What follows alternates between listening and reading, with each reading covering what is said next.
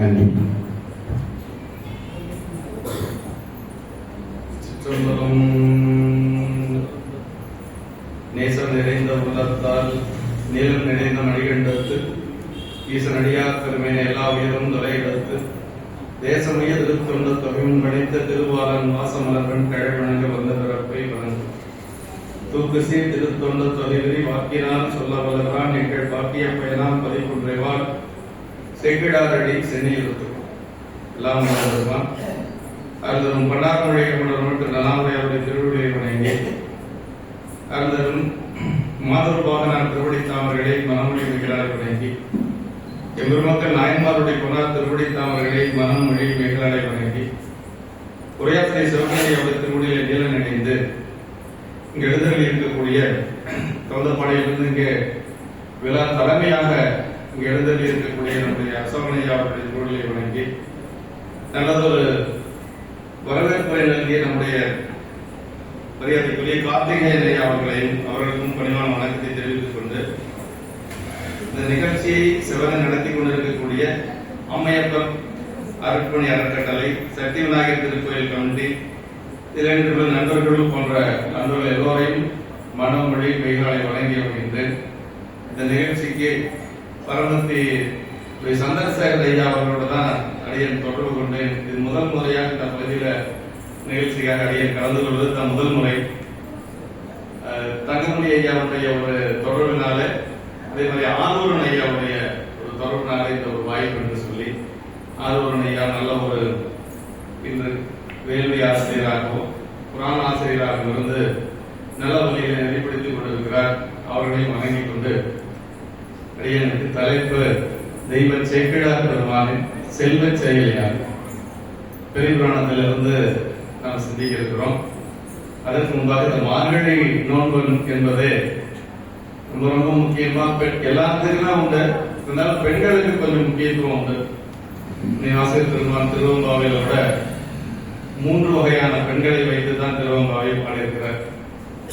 அதில் பெண்களை சொல்லுகின்ற பொழுது என்ன சொல்றாங்க, சித்தம் அழகியார் அப்படின்றார். முத்தன் வெண்ணகையார், முன்வந்து எதிரெழுந்தர், அத்தன் ஆனந்தன் அமுதன் கல்லூரி, தித்திக்க பேசுவாய் வந்தோன் கடைதறிவாய், பத்துடைய ஈசன் பழடியில் பாங்குடைய, புத்தடியோம் உண்மை நின்று ஆட்கொண்டால் கொள்ளாதோ, எத்தோனி நண்புடமே எல்லாம் அறியோமே, சித்தம் அழகியார் பாடாரோ நம் சிவனை. அப்படி சித்தம் அழகியார் என்னன்னா மன தூய்மை உடையவர்கள் அர்த்தம். 3 வகையான பெண்களை பற்றி பாடுவதுதான் திருவம்பாவை. நல்ல பக்குவமான ஒரு பெண், அப்புறம் கொஞ்சம் பக்குவம் குறைவாக இருக்கக்கூடிய ஒரு பெண்ணை நீராட அழைப்பது போன்று, அதற்கு பிறகு கொஞ்சம் பக்குவம் இருக்கக்கூடிய பெண் இன்னொருத்தை அழைக்கிறத கேட்டுட்டு அவ வந்துருவா, ஆனா இவ வரமாட்டான். ஆணவ மலச்சேற்றிலே அழுது இருக்கக்கூடிய ஒரு பெண் கொஞ்சம் வரதுக்கு காலதாமதமாகும். அப்படிதான் திருவம்பாவை அமையப்பெற்றது. முதல் 8 பாடல்கள் துயில் எழுப்புவது போல, 9வது பாட்டு விண்ணப்பம், 10வது பாட்டு இறைவனுடைய பெருமைகளை சொல்வது, 11லிருந்து 18 வரைக்கும் நீராடக்கூடிய பாடல், 19வது பாட்டு விண்ணப்பம், 20வது பாட்டு பெருமானுடைய திருவடியை பற்றி புகழ்வது. இதுதான் திருவெண்பாவை அமைய பெற்ற ஒரு சிறப்பு. முதல் பாட்டு ஆதியும் அந்தமும் இல்லாத பெரும் சோதியை எம்பாடு கேட்டையும் வாழ்த்தடங்க மாதே வடகுதியோ வன்செவியோ நின் செவிதான் மாதேவன் வாழ்க்கடங்கள் வாழ்த்திய வாழ்த்தில்வை விதிவாய் கேட்கழுமே விம்மி விம்மி மெய்மறந்து போதார் அமலையின் மேல் நின்றும் புரண்டுமிங்கன் ஏதேனுமாகால் கிடந்தால் என்னை இதை என் தோழி பரிசெய்வதற்காக பெருமானுடைய பெருமைகளை கேட்டு வீதியில் இருக்கக்கூடிய ஒருத்தி சும்மா வீதியில பாடிட்டு வராங்க. அதை கேட்ட ஒருத்தி பெருமான் மேல அன்பு கொண்டு அப்படி எழுந்திரிச்சு வராங்க. ஆனா எழுப்புனா கூட இவன் வந்து புரண்டு கொண்டு படுத்துட்டு இருக்கிறீங்க, உன்னுடைய கண் எப்படி வாழ்த்தடங்கன நல்ல அகன்ற நீண்ட கண்களையுடைய பெண்ணே இப்படி படுத்திருக்கலாமா என்று சொல்லி அந்த பக்குவம் உடையவள் கொஞ்சம் பக்குவம் குறைவா இருக்கிற பெண்ணை பார்த்து பாடுவது போல அமைப்பெற்றிருக்கும். 9வது பாட்டு தான் ரொம்ப 9, 19 ரொம்ப முக்கியமான பாட்டு. 9வது பாட்டுல தான் விண்ணப்பமாக சொல்லக்கூடிய நல்ல நல்ல அன்னவரை என் கணவர் ஆவார், அவர் வந்து சொன்னவரை தொழும்பாய் பணி செய்வோம், இந்த வகையை எமக்கெங்கோ நல்குதியே என்ன குறையும் இல்லாமேலோர் எம்பாவாய் அப்படின்னு சொல்லி அந்த பாட்டு 9வது பாட்டுல வந்து பெருமானுடைய அடியார் தான் எனக்கு கணவனாக வரணும் என்று சொல்லி பெண்கள் பாடுவது போல அமைப்பெற்றிருக்கும். 10வது பாட்டு பெருமானுடைய பெருமைகளை பாடுவது. பாதாளம் ஏழெழுங்கில் சொற்கழிவு பாதமலர் பெருமானுடைய திருவடி பாடுறார். போதார் பனை முடியும் எல்லா பொன் முடிவு பேதை ஒருவால் திருமேனி ஒன்றல்ல வேத முதல் விண்ணோர் மண்ணும் துதித்தாலும் ஓத உலவா ஒரு தோழன் தொண்டரோடு கோயில் குலத்தரந்தன் கோயில் பினா பிள்ளைகள் ஏதவனூர் ஏதவன் பேர் அருற்றார் அறையலார் ஏதவனை பாடும் பரிசீலர் என்பவர்கள் இறைவனுடைய பெருமைகளை பாடுவது. மீண்டும் 11 18 வரைக்கும் நீராடி கொண்டே பாடக்கூடிய திருப்பாடல்கள். 19 ரொம்ப அருமையான திருப்பாடல். உன் கையில் பிள்ளை உனக்கு அடைக்கலம். இது எல்லாத்துக்கும் நமக்கெல்லாம் மணிவாசக பெருமான் கொடுக்கக்கூடிய ஒரு வேத மந்திரம் தான்.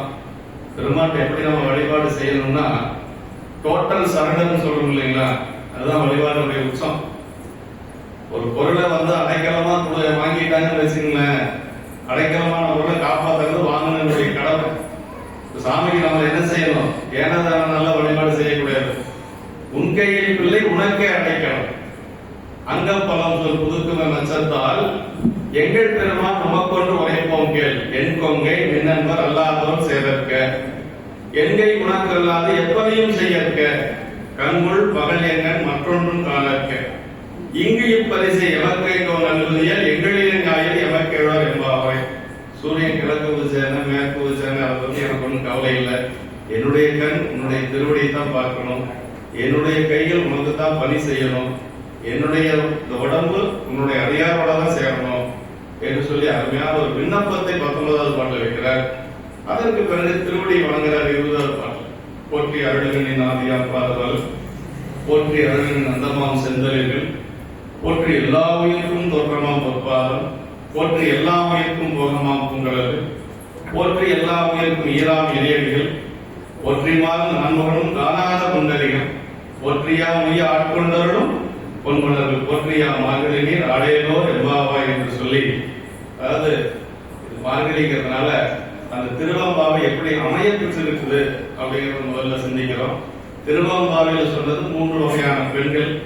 நமக்கு பெரிய புராணத்துல வந்துருவோம் தலைப்புக்கு. பெரிய புராணத்துல மொத்தம் 39 பெண்ணடியார்கள் இருக்கிறாங்க. ஆனா நாயன்மார்கள் 3 பேர் தான். 3 நாயன்மார்கள் தான். காரைக்கால் அம்மையார், அப்புறம் மங்கையர்க்கரசியார், சுந்தரமூர்த்தி சுவாமிகளுடைய அம்மா இசைஞானியார். 3 பேர் தான் நாயன்மார்கள். மீதி 36 பெண்ணடியார்கள் இருக்கிறாங்க. எல்லாத்தையும் பேசுறதுனா எத்தனை நாள் ஆகுன்னு பாருங்களேன். நம்ம ஒரு 4 பேர் இல்லைன்னா ஒரு 5 பேருக்கு சிந்திக்கலாம். முதலாவதாக உமையம்மை தான் இருக்கலே முதல் பெண்ணடியார் தான் உமையம்மை தான். உமையம்மையும் பெருமாளை பூஜை பண்றாங்க. கைலாயத்துல ஆகமத்தை எல்லாம் கேட்கிறாங்க சாமி கிட்ட. சாமி நீங்க ஆகமத்தை எல்லாம் சொல்லுங்க அப்படின்னு சொல்லி ஆகமத்தை கேட்கிறாங்க. சாமி ஆகமத்தை சொல்ற.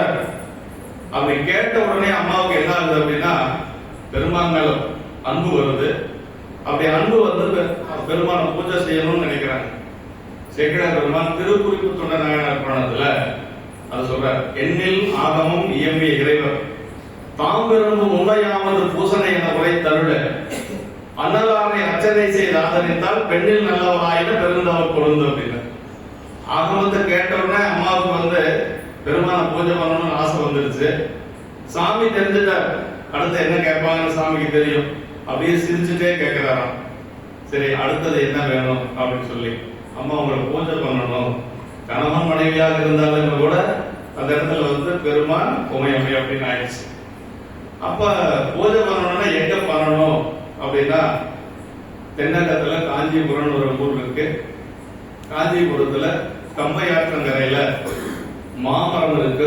அந்த மாமரத்தினுடைய வேறுக்கடையில் நான் இருப்பேன், நீ என்னை எடுத்து பூஜை பண்ணிக்கோ அப்படின்னு சொல்லிக்கின்ற பொழுதுதான் அம்மா கைலாயத்திலிருந்து கீழே வந்து காஞ்சிபுரத்தில் உட்கார்ந்து காஞ்சிபுரத்துல மாமரத்தடியில போய் நின்று நெஞ்சம் ஈசனை காண்பதை விரும்பி நிரந்தரம் திரு வாக்கினில் 5 எழுத்துமே ஆக அப்படியே அம்மா அந்த மாமரத்துக்கு முன்ன அடியில் போய் நின்று அஞ்சலத்தை சொல்லி அப்படியே மனமுருகி நிற்கிறாங்க.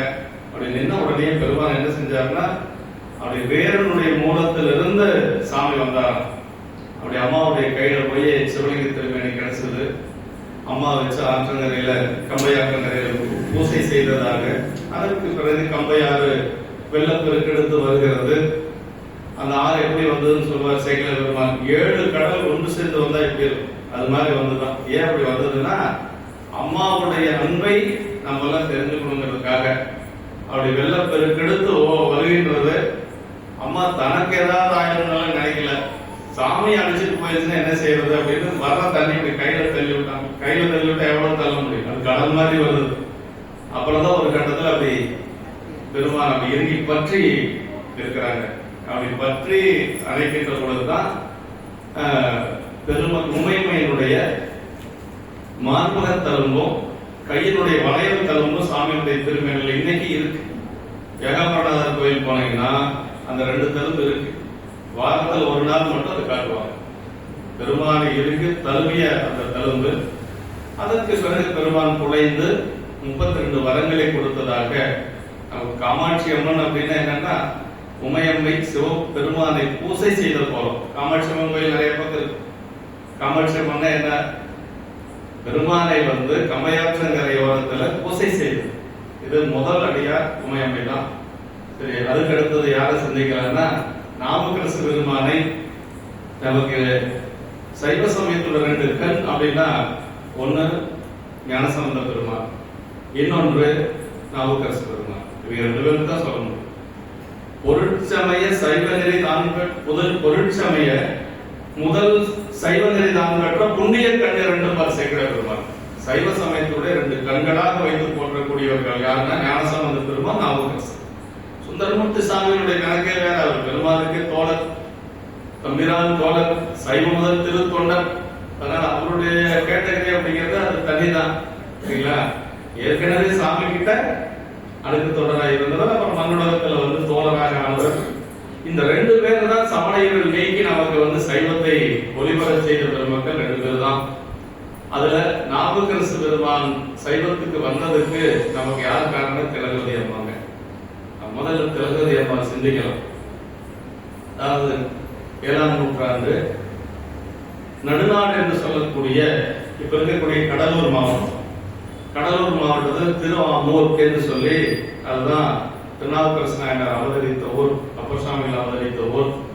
மறந்தருத்தி நெறிமாற மணிகண்டர் வாய்மை நெறி அறந்தரு நாவுக்கரசும் ஆலால சுந்தரரும் பிறந்தருட உலகானால் அமராவோ பேருடைய சிறந்த திருமுனைப்பாடு ஊர்பாடும் சீர்பாடு என்று சொல்லி சேக்கிழ பெருமான் அந்த தீநெறிகள் எல்லாம் மாறி சைவ நெறிகள் வரும் பொருட்டாக அவதரித்த பெருமகனார் தான் நாவுக்கரசு பெருமான், சுந்தரர்.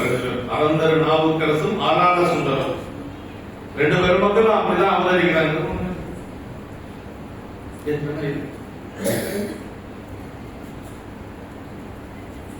அதனால அவ்வளவு சிறப்புடைய திருவாமூர்ல பெரிய சைவ குடும்பம். அவர் வேளாளர் குலத்தை சார்ந்தவர். குறுக்கையர் குலம், வேளாளர் குடியில குறுக்கையர் குடி என்று சொல்லக்கூடிய ஒரு குடி. அவருடைய அப்பா பெரிய அந்த ஊர்ல மிகப்பெரிய ஒரு வாழ்க்கை வாழ்ந்தவர், புகழனார். அம்மா பேரு மாதினியார். இப்படி 2 பேர் இருக்கின்ற பொழுது நாவுக்கரசு பெருமான் முதல்ல திலகவதி அம்மா தான் அவதரிக்கிறாங்க. திலகவதி அம்மா அவதரிச்சு சில முறையாண்டு அகன்றதன் பின்பார் சேக்கிழ பெருமான். திலகவதியார் பிறந்து சில முறையாண்டு அகன்றதன் பின், அதாவது ஒரு சமுதாய சிந்தனையை அப்படி லேச சொல்றாரு. என்ன சொல்றாரு? ஒரு குழந்தை பிறந்து 2-3 வருஷம் கழிச்சு இன்னொரு குழந்தை பிறக்கணும் அப்படிங்கிறது அப்பவே சொல்லி வச்சிருக்க. திலகவதியார் பிறந்து சில முறையாண்டு அகன்றதன் பின் மறுநீக்கியார் அவதரித்தார் அப்படின்னு சொல்லுவார். அப்ப அதற்கு பிறகு இளைய குழந்தைதான் நாவுக்கரசு பெருமான். நல்ல வளமா வாழ்ந்து கொண்டு இருக்கிற பொழுது சின்ன வயசுலயே அப்பா முதல்ல திருவடி அடைஞ்சிருக்காங்க. கொஞ்ச நாள் இருந்து இவங்க எல்லாம் ஒரு 10 திலகவதி அம்மாவுக்கு ஒரு 13 வயசு, நாவுக்கரசு பெருமானுக்கு அப்புறம் ஒரு 10 வயசுக்குள்ள. திலகவதி அம்மாவுக்கு மனம் பேசி முடிச்சாச்சு. திருமணம் பேசி முடிச்சாச்சு. அந்த திருமணம் ஆகல. மணமகன் வந்து கலிப்பகையார் என்று சொல்லி ஒரு மன்னரிடத்துல போர்ப்படை தளபதியா இருக்கிறார். மனம் பேசி முடிச்ச உடனே அவருக்கு தீய வினை பயத்தால் சொல்றார். அவர் எப்படி, அதாவது இந்த சரீரத்தில் என்ன இதுன்னா, முதல்லயே ஆரம்பத்திலேயே 3 சோக செய்திகள் வந்து 3 இறப்பு. அதையெல்லாம் தாண்டி திலகவதி அம்மா சைவத்தில் நின்றாதான் பெரிய பெருமைங்க. அப்பா வந்து இப்ப என்னன்னா, தீய வினை மேய வினை பயனால் பிணி உழன்று விண்ணுலகை சென்றடைந்தார். அப்படி இறந்தது எப்பொழுதும் பெரிய புராணத்துல அம்மாக்கிற சொற்கள் இருக்க, இறந்து போயிட்டாருன்னு சொல்லல. மேய வினை பயனால் பிணி உழன்று விண்ணுலகை சென்றடைந்தார், மேல போயிட்டாரு. சரி, அப்படி போன உடனேயே அம்மா என்ன செஞ்சாங்களா, மாதவியா அந்த காலத்துல கணவன் இறந்தா கூடவே போயிடுவாங்க ஒரு சில பெண்கள். அது வந்து அந்த கற்பு நெறி என்று சொல்லக்கூடிய ஒரு நிலையில் இருந்தவர்கள். அப்ப அம்மா என்ன செஞ்சாங்களா, அவர் இறந்த உடனேயே சுற்றத்தாரையும் 2 குழந்தைகள், ஒரு ஆண் குழந்தை ஒரு பெண் குழந்தை, தன்னுடைய மக்களையும் துகளாகவே நினைத்தோம் இல்லை. சும்மா அதை ஒரு பொருளா நினைச்சுக்கவே இல்லையா அந்த அம்மா. கணவன் போயாச்சு, இனி நம்ம இந்த உலகத்துல நமக்கு வேலை இல்லை என்று சொல்லி என்ன பண்ணாங்களாம், கற்பு நெறி வருவாமல் கணவனார் உடன் சென்றார் அப்படின்ட்டு. அவ்வளவுதான், போயாச்சு, அம்மாவும் போயாச்சு. 2 பேருக்கும் அம்மா இல்ல அப்பா இல்ல. யாருக்கு, திலகவதி அம்மாவுக்கும் அப்பர் சாமிகளுக்கும் அப்பாவும் போயாச்சு, அம்மாவும் போயாச்சு. சரி, அடுத்தது என்னன்னு பார்த்தா கொஞ்ச நாள்ல போருக்கு போறார். அவரு படை தளபதி, மனம் பேசி முடிக்கப்பட்ட மாப்பிள படை தளபதி போருக்கு போறார். அப்படி போருக்கு போற இடத்துல நல்ல சண்டை போடுறவர்கள் அவரை முன்னிலைத்து தான் போரே செய்வாங்க. அந்த போர்ல அவரை இறந்து போயிடுறார். அதை எப்படி சொன்னாங்க அப்படின்னா, இறந்து போயிட்டாருன்னு சொல்லல. நான் சொல்றது என்னுடைய வாக்கு, சேக்கிழார் பெருமான் வாக்கு எப்படி இருப்பாங்க. அதனாலதான் சேக்கிழார் பெருமானுடைய வாக்குலயே நம்ம பேசணுங்கிறது. நம்ம சொல்றது எப்படி சொல்றோம், அவர் எப்படி சொல்றாரு தெரியுங்களா, கலிப்பகையார் போர்க்களத்தில் உயிர் கொடுத்து புகழ் கொண்டார் அப்படின்னு. இதுல ஏதாவது ஒரு அமங்கல சொல் இருக்காங்க. கலிப்பகையார் போர்க்களத்தில் உயிர் கொடுத்து புகழ் கொண்டார் அப்படின்னு அப்படியே போயிட்டாரு. அதற்கு பிறகு என்ன பண்ணாங்க திலகவதி அம்மா, என்னுடைய தாயும் என்னுடைய தந்தையும் இவருக்கு என்னை மனைவியாக கொடுத்து இசைந்தார்கள். அதனால வேறொருத்தரை நீ நான் திருமணம் செஞ்சு கொடுக்க மாட்டேன். இன்னும் கல்யாணமும் ஆகல. கல்யாணம் ஆகி 2 கல்யாணம் 3 கல்யாணத்துக்கு மேல எல்லாம் போயிட்டு இருக்குது இன்னைக்கு. அது வேற. ஆனா அந்த காலம் எப்படி இருந்திருக்கு பாருங்க, நம்முடைய தமிழருடைய காலம். மனம் பேசி முடிக்கப்பட்டிருக்கு, அவ்வளவுதான். ஆனா திலகவதி என்ன நினைக்கிறாங்கன்னா, இருந்தோம்னா நாம இன்னொருத்தருக்கு திருமணம் செஞ்சு வச்சிருவாங்க. அந்த வாழ்க்கை வேண்டாம்னு சொல்லி என்ன பண்றாங்கன்னா, இவ்வுயிரை அவ்வுயிரோடு இசைவிப்பேன் என முடிந்தாங்க. இந்த உயர் கொண்டு அந்த உயிரோட சேர்க்கிறாங்க. நான் தற்கொலை பண்ணிக்கணும்னாலும் அம்மா சொல்லல, இந்த உயிரை கொண்டு போய் அந்த உயிரோட சேர்ப்பாங்க.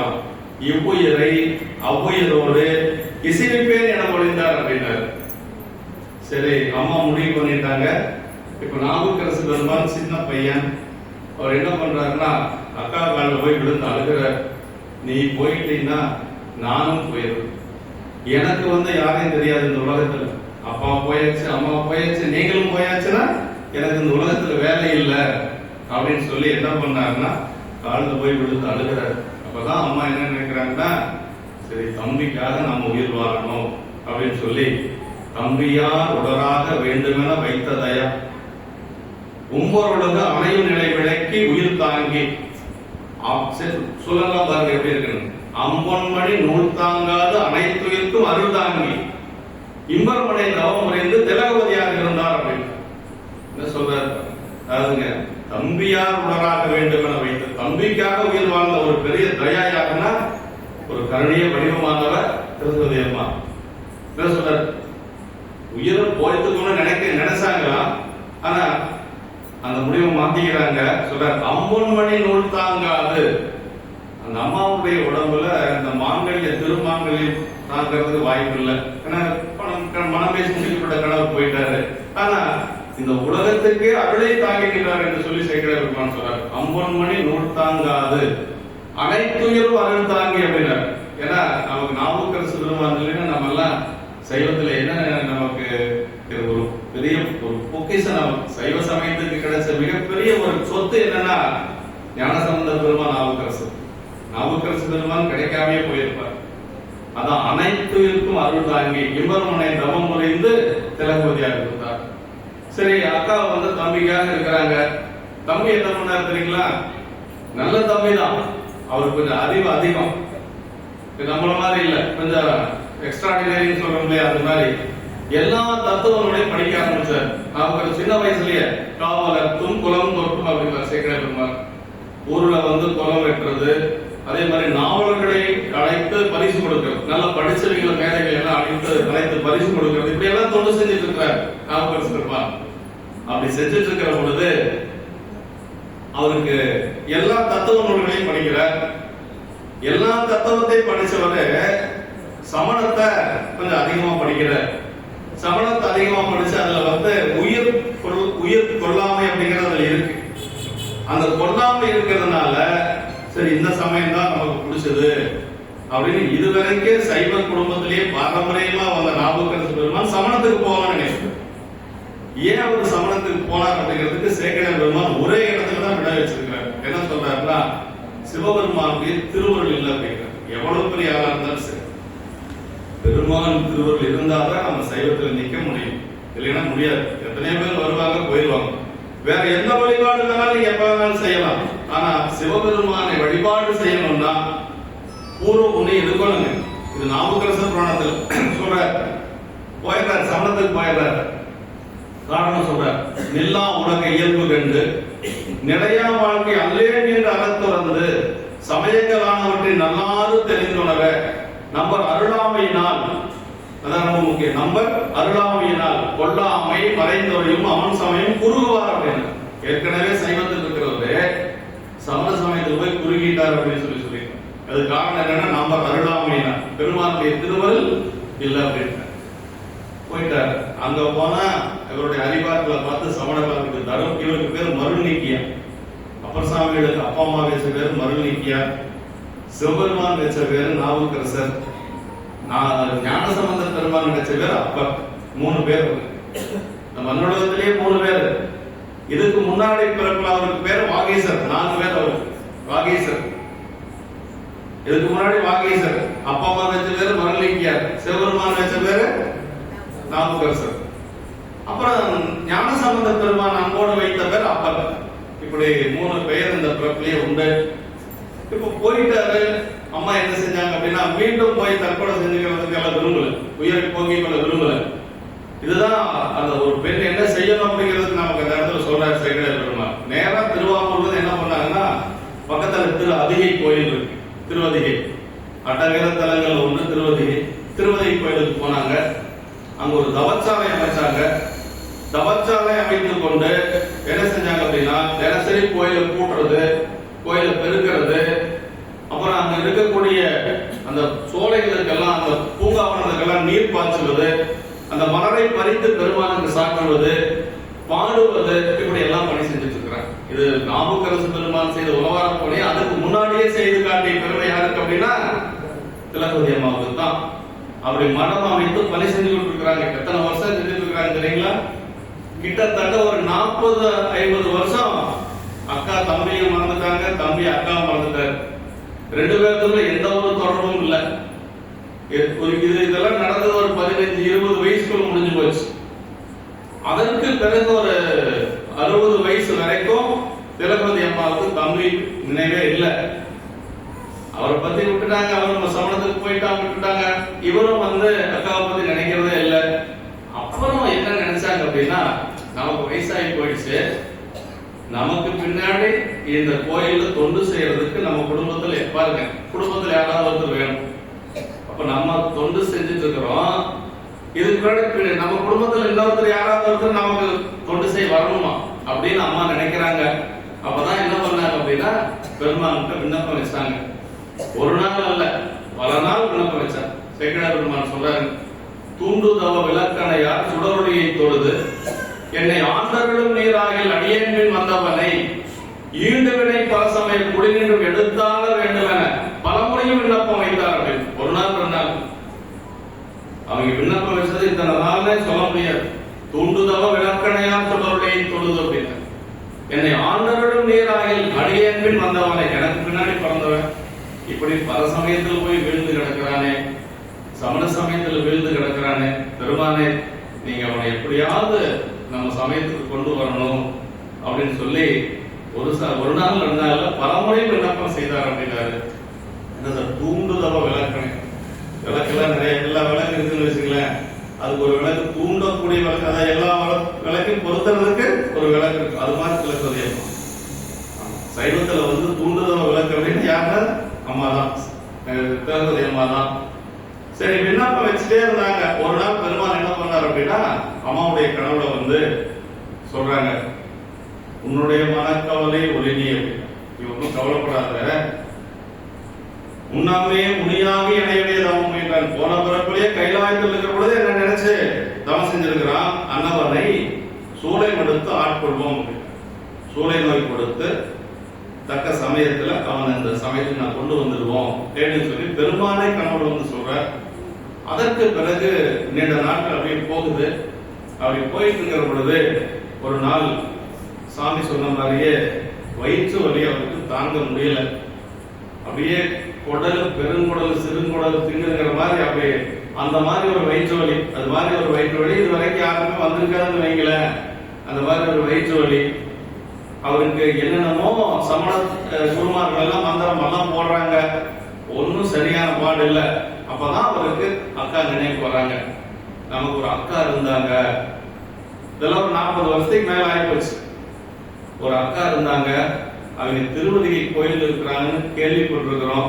அது வரைக்கும் பார்க்கவும் இல்லை, இவங்களும் போகவும் இல்லை.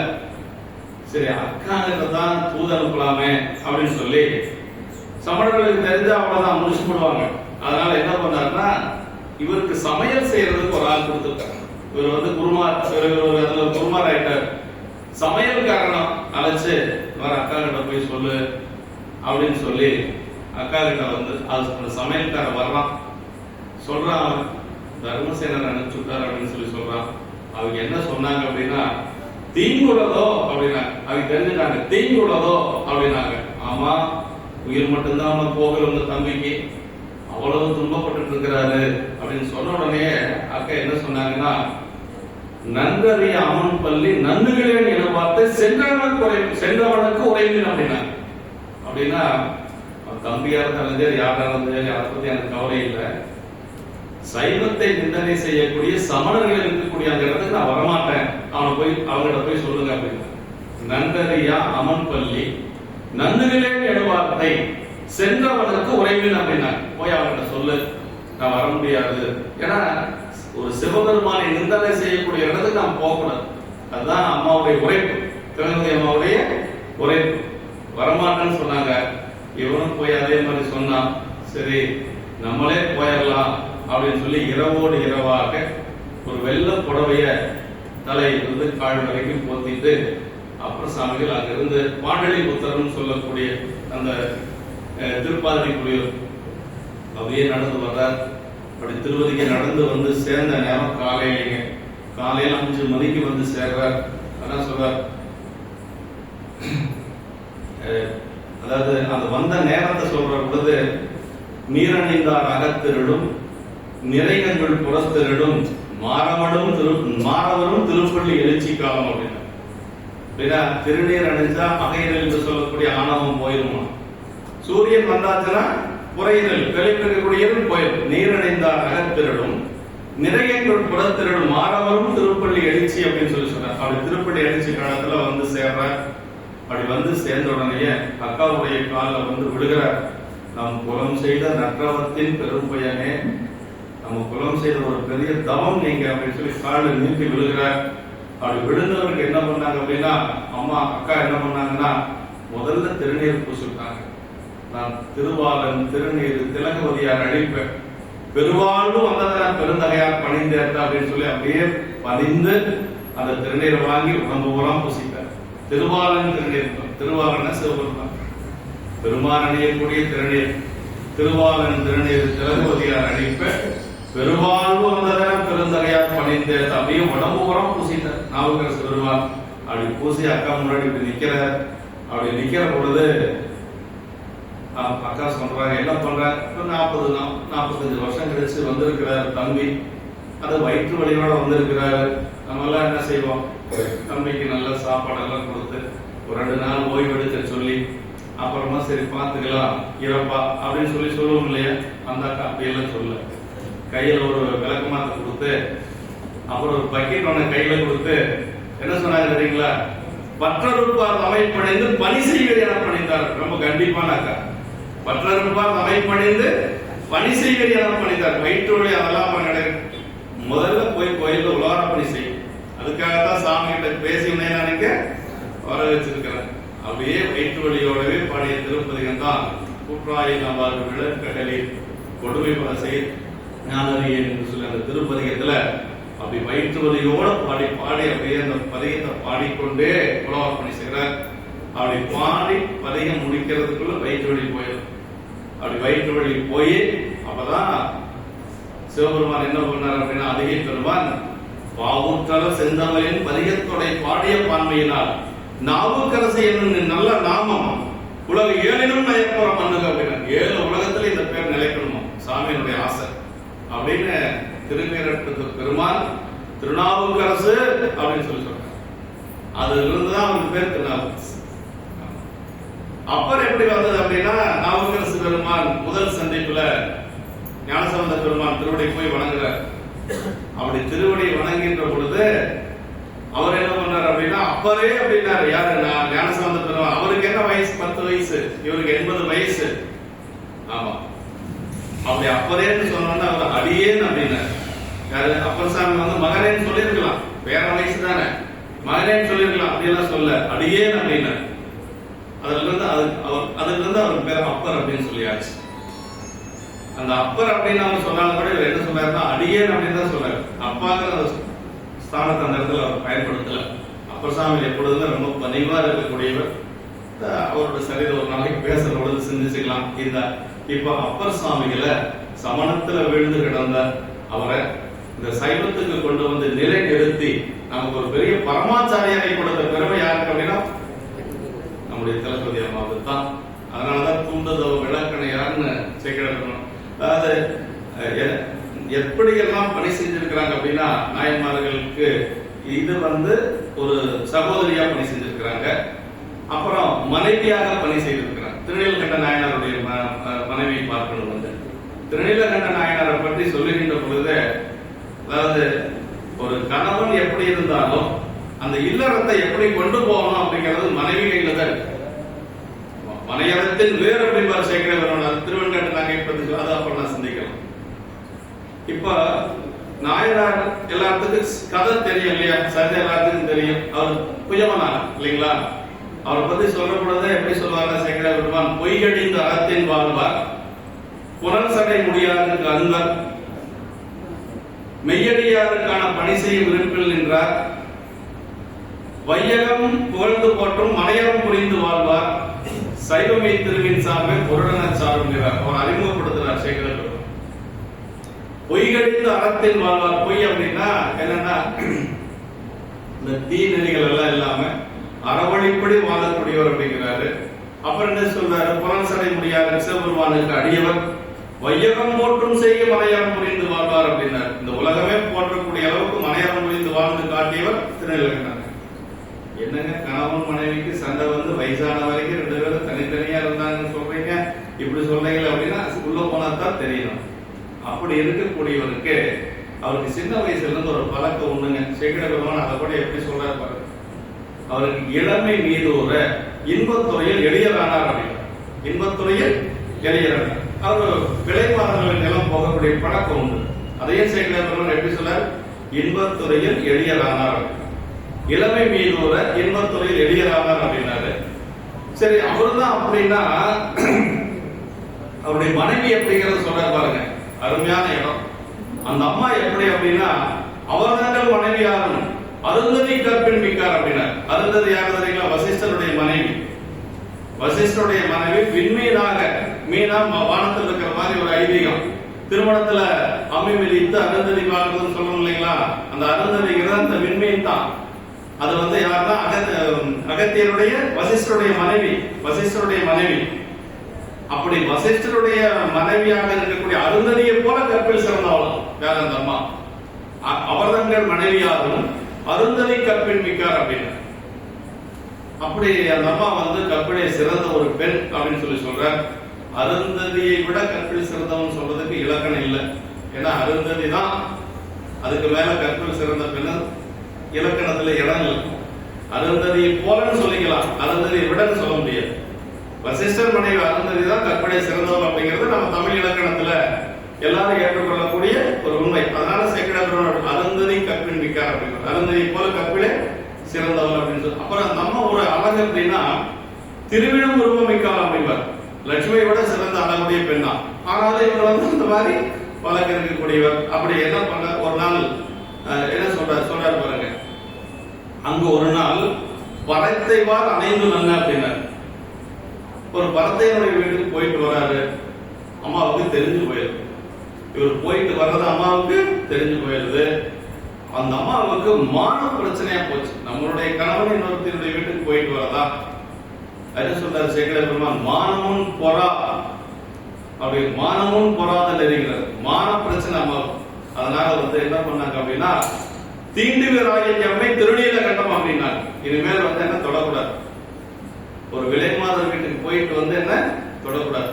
தீண்டுவராயின் எம்மை, இந்த எம்மைன்னு சொன்னது எப்படின்னா பண்மையில சொல்லியிருக்கிறார். எண்ணெய் அப்படின்னா என்ன மட்டும் அப்படி இல்லைங்களா. எம்மைன்றதுனால என்ன மட்டுமல்ல வேற எந்த ஒரு பெண்ணையும் தொடக்கூடாது. தீண்டுவராயின் எம்மை திருநீ, ஏன்னா இவருக்கு வந்து திருநீலகண்டத்தின் மீது எப்பொழுது இவர் மிகுந்த அன்புடையவர். திருநீலகண்டம் அப்படிங்கிறது பெருமானுடைய கருணையை சொல்லக்கூடிய. அதான் அம்மா சொல்றாங்க.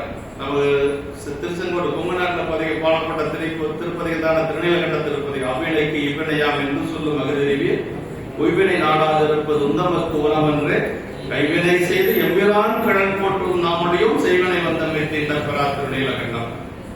அந்த திருநீலகண்டத்தின் மீது மிகுந்த அன்புடையவர் அப்படிங்கிறதுனால அம்மா திருநீலகண்டத்தின் மீது ஆணை என நீங்க தொடக்கூடாது.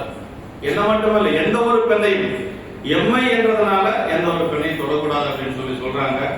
இவர் எப்படி இருந்தார் அப்படிங்கறத சொல்றாங்க. அம்மா சொன்னது ஒரு வார்த்தை தானே ஒழிய இவர் வந்து அந்த வார்த்தை எப்படி எடுத்துட்டார் அப்படின்னா மனதாலும் தீண்டேன் அப்படின்னு சொல்றாங்க. ஆதியார் நீலகண்டத்து அளவுதான் கொண்ட ஆர்வம் வேதிய ஆணை கேட்டு பெரியவர் பெயர்ந்து நீங்கி ஏதிலார் போனவருக்கு எம்மையும் என்றதனாலே மற்ற மாதரார் தம்மை என்ற மனத்திலும் தீண்டேன் என்றார் அப்படின்னா. அம்மா மட்டும் இல்லைங்க, வேற எந்த ஒரு பெண்ணையும் மனதாலும் தீண்டல திருநீலகண்டனை. ஆதியார் நீலகண்டத்து அளவுதான் கொண்ட ஆர்வம். திருநீலகண்டத்தின் மேல அவருக்கு அளவற்ற ஆர்வம். திருநீலகண்டத்தை சொல்லி அம்மா சொன்னதனால சொல்றாரு. ஆதியார் நீலகண்டத்து அளவுதான் கொண்டாரும் பேதிய ஆணை கேட்டு பெரியவர் அப்படின்னார். இது பெரியவர்னா என்ன தெரியுங்களா? பெரியவர்னா செயற்கரிய செய்தவர் தான் பெரியவர். வல்லவ பெருமான் சொல்றார் இல்லைங்களா, செயற்கரிய செய்வர் பெரியர், சிறியர் செயற்கரிய செய்கலாதார் அப்படின்னு. நம்மளால செய்ய முடியாத செயலை செய்யக்கூடியவங்க தான் பெரியர். இந்த புராணத்துக்கு பெரிய புராணம் பேர் கிடையாதுங்க. சேக்கிழார் பெருமான் சொன்ன பேர் என்ன தெரியுங்களா? திருத்தொன்று புராணம். 10வது பாட்டுல இருக்கு. பெரிய புராணத்துல பாயிரத்துல 10வது பாட்டுல இருக்கும். இங்கிதன் நாமம் கூறின் இவ்வுலகத்து முன்னால் தங்கிலில் இரண்டில் மக்கள் சிந்தையை சார்ந்து நின்ற பொங்கை இருளை என்னை புறையில் போக்குகின்ற செங்கதிரவன் போல் நீக்கும் திருத்தொன்று புராணம் என்பான். இந்த புராணத்துக்கு பேரே திருத்தொன்று புராணம் தான், பெரிய புராணம் கிடையாது. அப்புறம் எப்படிங்க பெரிய புராணம் ஆச்சு அப்படின்னா 4286 பாட்டு தான் அதுல இருக்குது. கம்பராமாயணத்துல 10200 பாட்டுக்கு மேல இருக்கு. கந்தபுராணத்துல 10150 பாட்டுக்கு மேல இருக்கு. மகாபாரதத்துல அதுக்கு மேல இருக்கு. ஆனா அதெல்லாம் பெரிய புராணம் கிடையாது.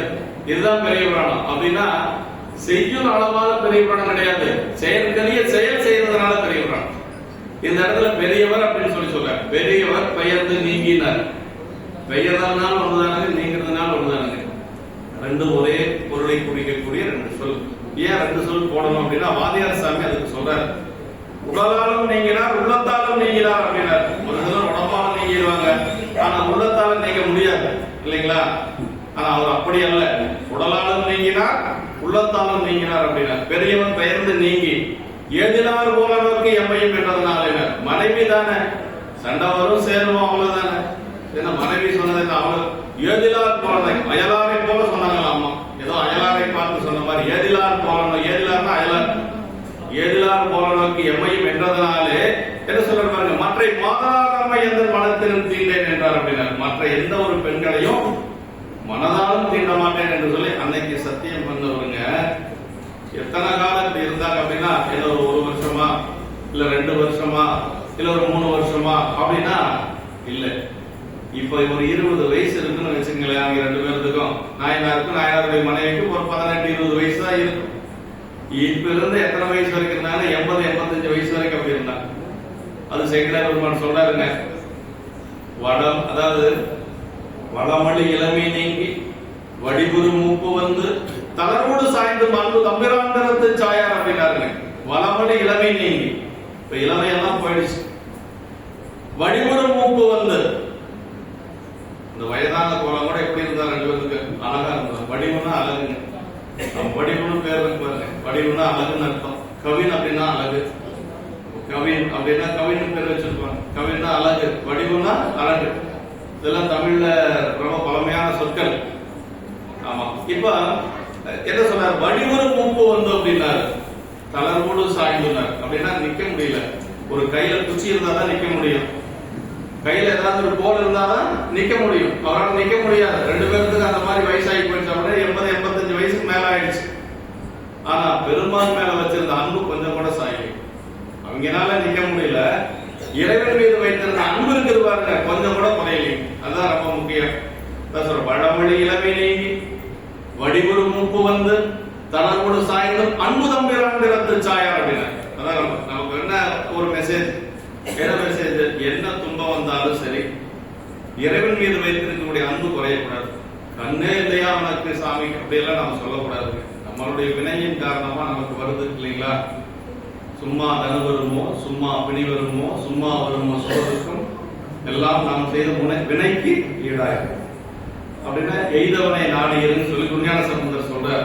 நம்ம செய்த வினைக்கு தகுந்த மாதிரி வரும் துன்பங்கள் எல்லாம் வந்துட்டு தான் இருக்கு. அதுக்கெல்லாம் நாம பெருமான ரொம்ப கோபிச்சிடக்கூடாது இல்லைங்களா? அதான் தளர்வோடு சாய்ந்தும் அன்பு தம்பிராண்டரத்து சாயார் அப்படின்னா. சரி, இத்தனை ஆண்டு காலம் எப்படி இருந்தாங்க 2 பேரும் அப்படிங்கிறது தான் ரொம்ப முக்கியங்க. இப்ப கணவன் மனைவி ஒரே வீடு, ஒரு குயவனார் வீடு எப்படி இருக்கும்? சும்மா ஒரு அறை இருக்கும் இல்லையா? அதுக்குள்ளேயே சட்டி பானை வச்சுக்கணும், அதுலயே படுத்துக்கணும், அதுலயே அடுப்பங்கரை அதுலயே இருக்கும், செய்யற பானை அங்கே அடுக்கி வச்சுக்குவாங்க. இப்படிதானே இருக்கும். பெரிய பெரிய பெட்ரூம் தனியா, கெஸ்ட் ரூம் தனியா, கிச்சன் தனியா, டைனிங் தனியா, அப்படியெல்லாம் எதுவும் இருக்கிறதுக்கு வாய்ப்பு இல்ல. இப்ப அந்த ஒரே அறை தான் இருக்குதுங்க. அதுல இந்த பக்கம் அம்மா படுத்திருக்காங்க, இந்த பக்கம் அவரு படுத்திருக்கிறாங்க. சரி, இப்போ இப்படி ஒரு நிலை இருக்குது அப்படின்னா பெண்கள் என்ன செய்வாங்க? கோவிச்சுட்டு அம்மா வீட்டுக்கு போவாங்க இல்லையா? அந்த மாதிரி எல்லாம் அவங்க போகல, வீட்டை விட்டு வெளியிலேயே போகல. சரி, அவங்க அப்பா அம்மா தான் சொல்லியிருப்பாங்களா அப்படின்னா யாருக்கும் தெரியாது. இவங்க 2 பேருக்கு தவிர யாருக்கும் தெரியாது. எத்தனை வருஷம்? 40-50 வருஷம் இந்த வாழ்க்கை யாருக்கும் தெரியாது. அதான் சொல்ற, கற்பூர் மனைவியாரும் கணவனார் காண எல்லாம் பொற்புறம் மெய்யுறாமல் பொருந்துவோ போற்றி செய்ய இப்புறம்பு ஒளியாதங்கள் இருவரும் வேறு வைகி அற்புறு உணர்ச்சியின்மை அயலறியாமை வாழ்ந்தார் அப்படின்னா, கணவன் மனைவி சண்டை எந்த காரணத்தை கொண்டு வெளியே தெரியக்கூடாது. அப்படி வாழக்கூடிய வாழ்க்கை தான் வாழ்க்கை. கணவன் மனைவிக்குள்ள இருக்கக்கூடிய சண்டை யாருக்கு? எல்லா வீட்லயும் இருக்கும் இல்லைங்களா? ஏதோ சின்னதா அப்படி இல்லாம இருக்கிறது அவங்க கடவுள் தெய்வ பிறவிதான் இல்லைங்களா? இருக்கும். ஆனா வெளியில சொல்லவே கூடாது. கணவனுக்கு தெரியணும், மனைவிக்கு தெரியணும், எல்லாத்துக்கும் மேல இருக்கக்கூடிய கடவுளுக்கு தெரியணும். அவ்வளவுதான். இதுக்காக தான் பெரியவரான சின்ன வயசுலயே படிக்கணும். சின்ன வயசுல படிச்சா தானே நம்ம கடைபிடித்து ஒழுங்க முடியும். வயசான பின்னாடி கேட்டா ஏதோ இப்படி எல்லாம் இருந்துருக்காங்க பரவாயில்ல அப்படின்னு நமக்கு ஒதுக்கலாம். ஆனா சின்ன வயசுல கேட்கணுங்கிறதுக்கு என்ன காரணம்னா, நிறைய செய்திகள், சமுதாய சிந்தனைகள் அங்கங்க சேக்கிழார் பெருமான் அவங்க போட்டுட்டே போறாங்க. எல்லாம் இல்ல பெரிய புராணத்துல. இலை எப்படி போடணும்னு பெரிய புராணத்துல சொல்லப்பட்டிருக்குதுங்க. நிறைய பேருக்கு இலை போட தெரியாது தெரியுமா? அறிஞ்ச பகுதி இந்த பக்கம் போடுவாங்க. நிறைய பேருக்கு இதுக்காக சொல்ல. ஆனா அப்போது ஞான படத்துல வருது, ஈர்வாய் வலப்புறம் மரபில் வைத்தார் அப்படிங்கிற சேக்கிழார் பெருமான். அதை கூட விட்டு வைக்கல. அறிந்த பகுதி வலது பக்கம் வரணும். இதான் இலை போடுற விதி. ஈர்வாய் வலப்புறம் மரபில் வைத்தார் அப்படின்னா அறிந்த பகுதி வலது பக்கம் வரணும். அந்த காலத்திலேயே லஞ்சம் வாங்கிட்டு குற்றவாளி விட்டுருவாங்களாம். இன்னைக்கு நடக்குது இல்லைங்களா?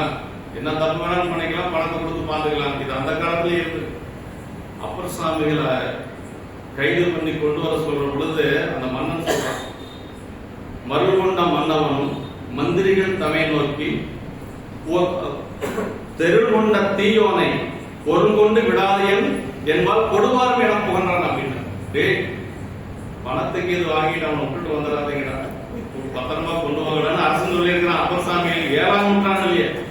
அப்ப லஞ்சம் வாங்கிட்டு குற்றவாளியை தப்பு செய்யறாங்க சேக்கிரார் பெருமான் நமக்கு பெரிய புராணத்தில் சொல்லி வச்சிருக்கிறார். ஆமா, பொருள் கொண்டு விடாது என்றால் கொடுவாரம் என புகன்றான் அப்படின்னாரு.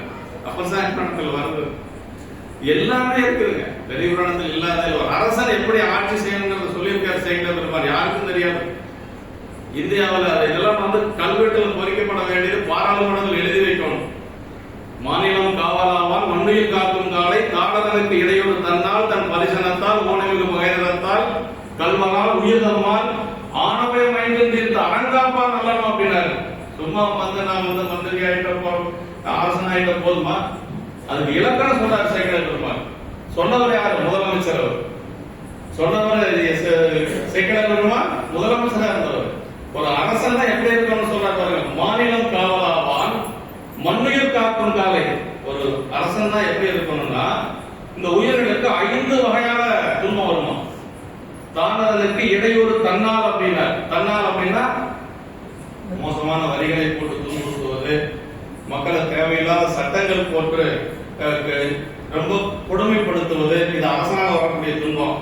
பரிசனத்தால் அப்படின்னாரு, ஆட்சி செய்யக்கூடிய மகன் மருமகன் சொந்தக்காரன் சொந்தக்காரன் இவனங்கால துன்பம் வருமா.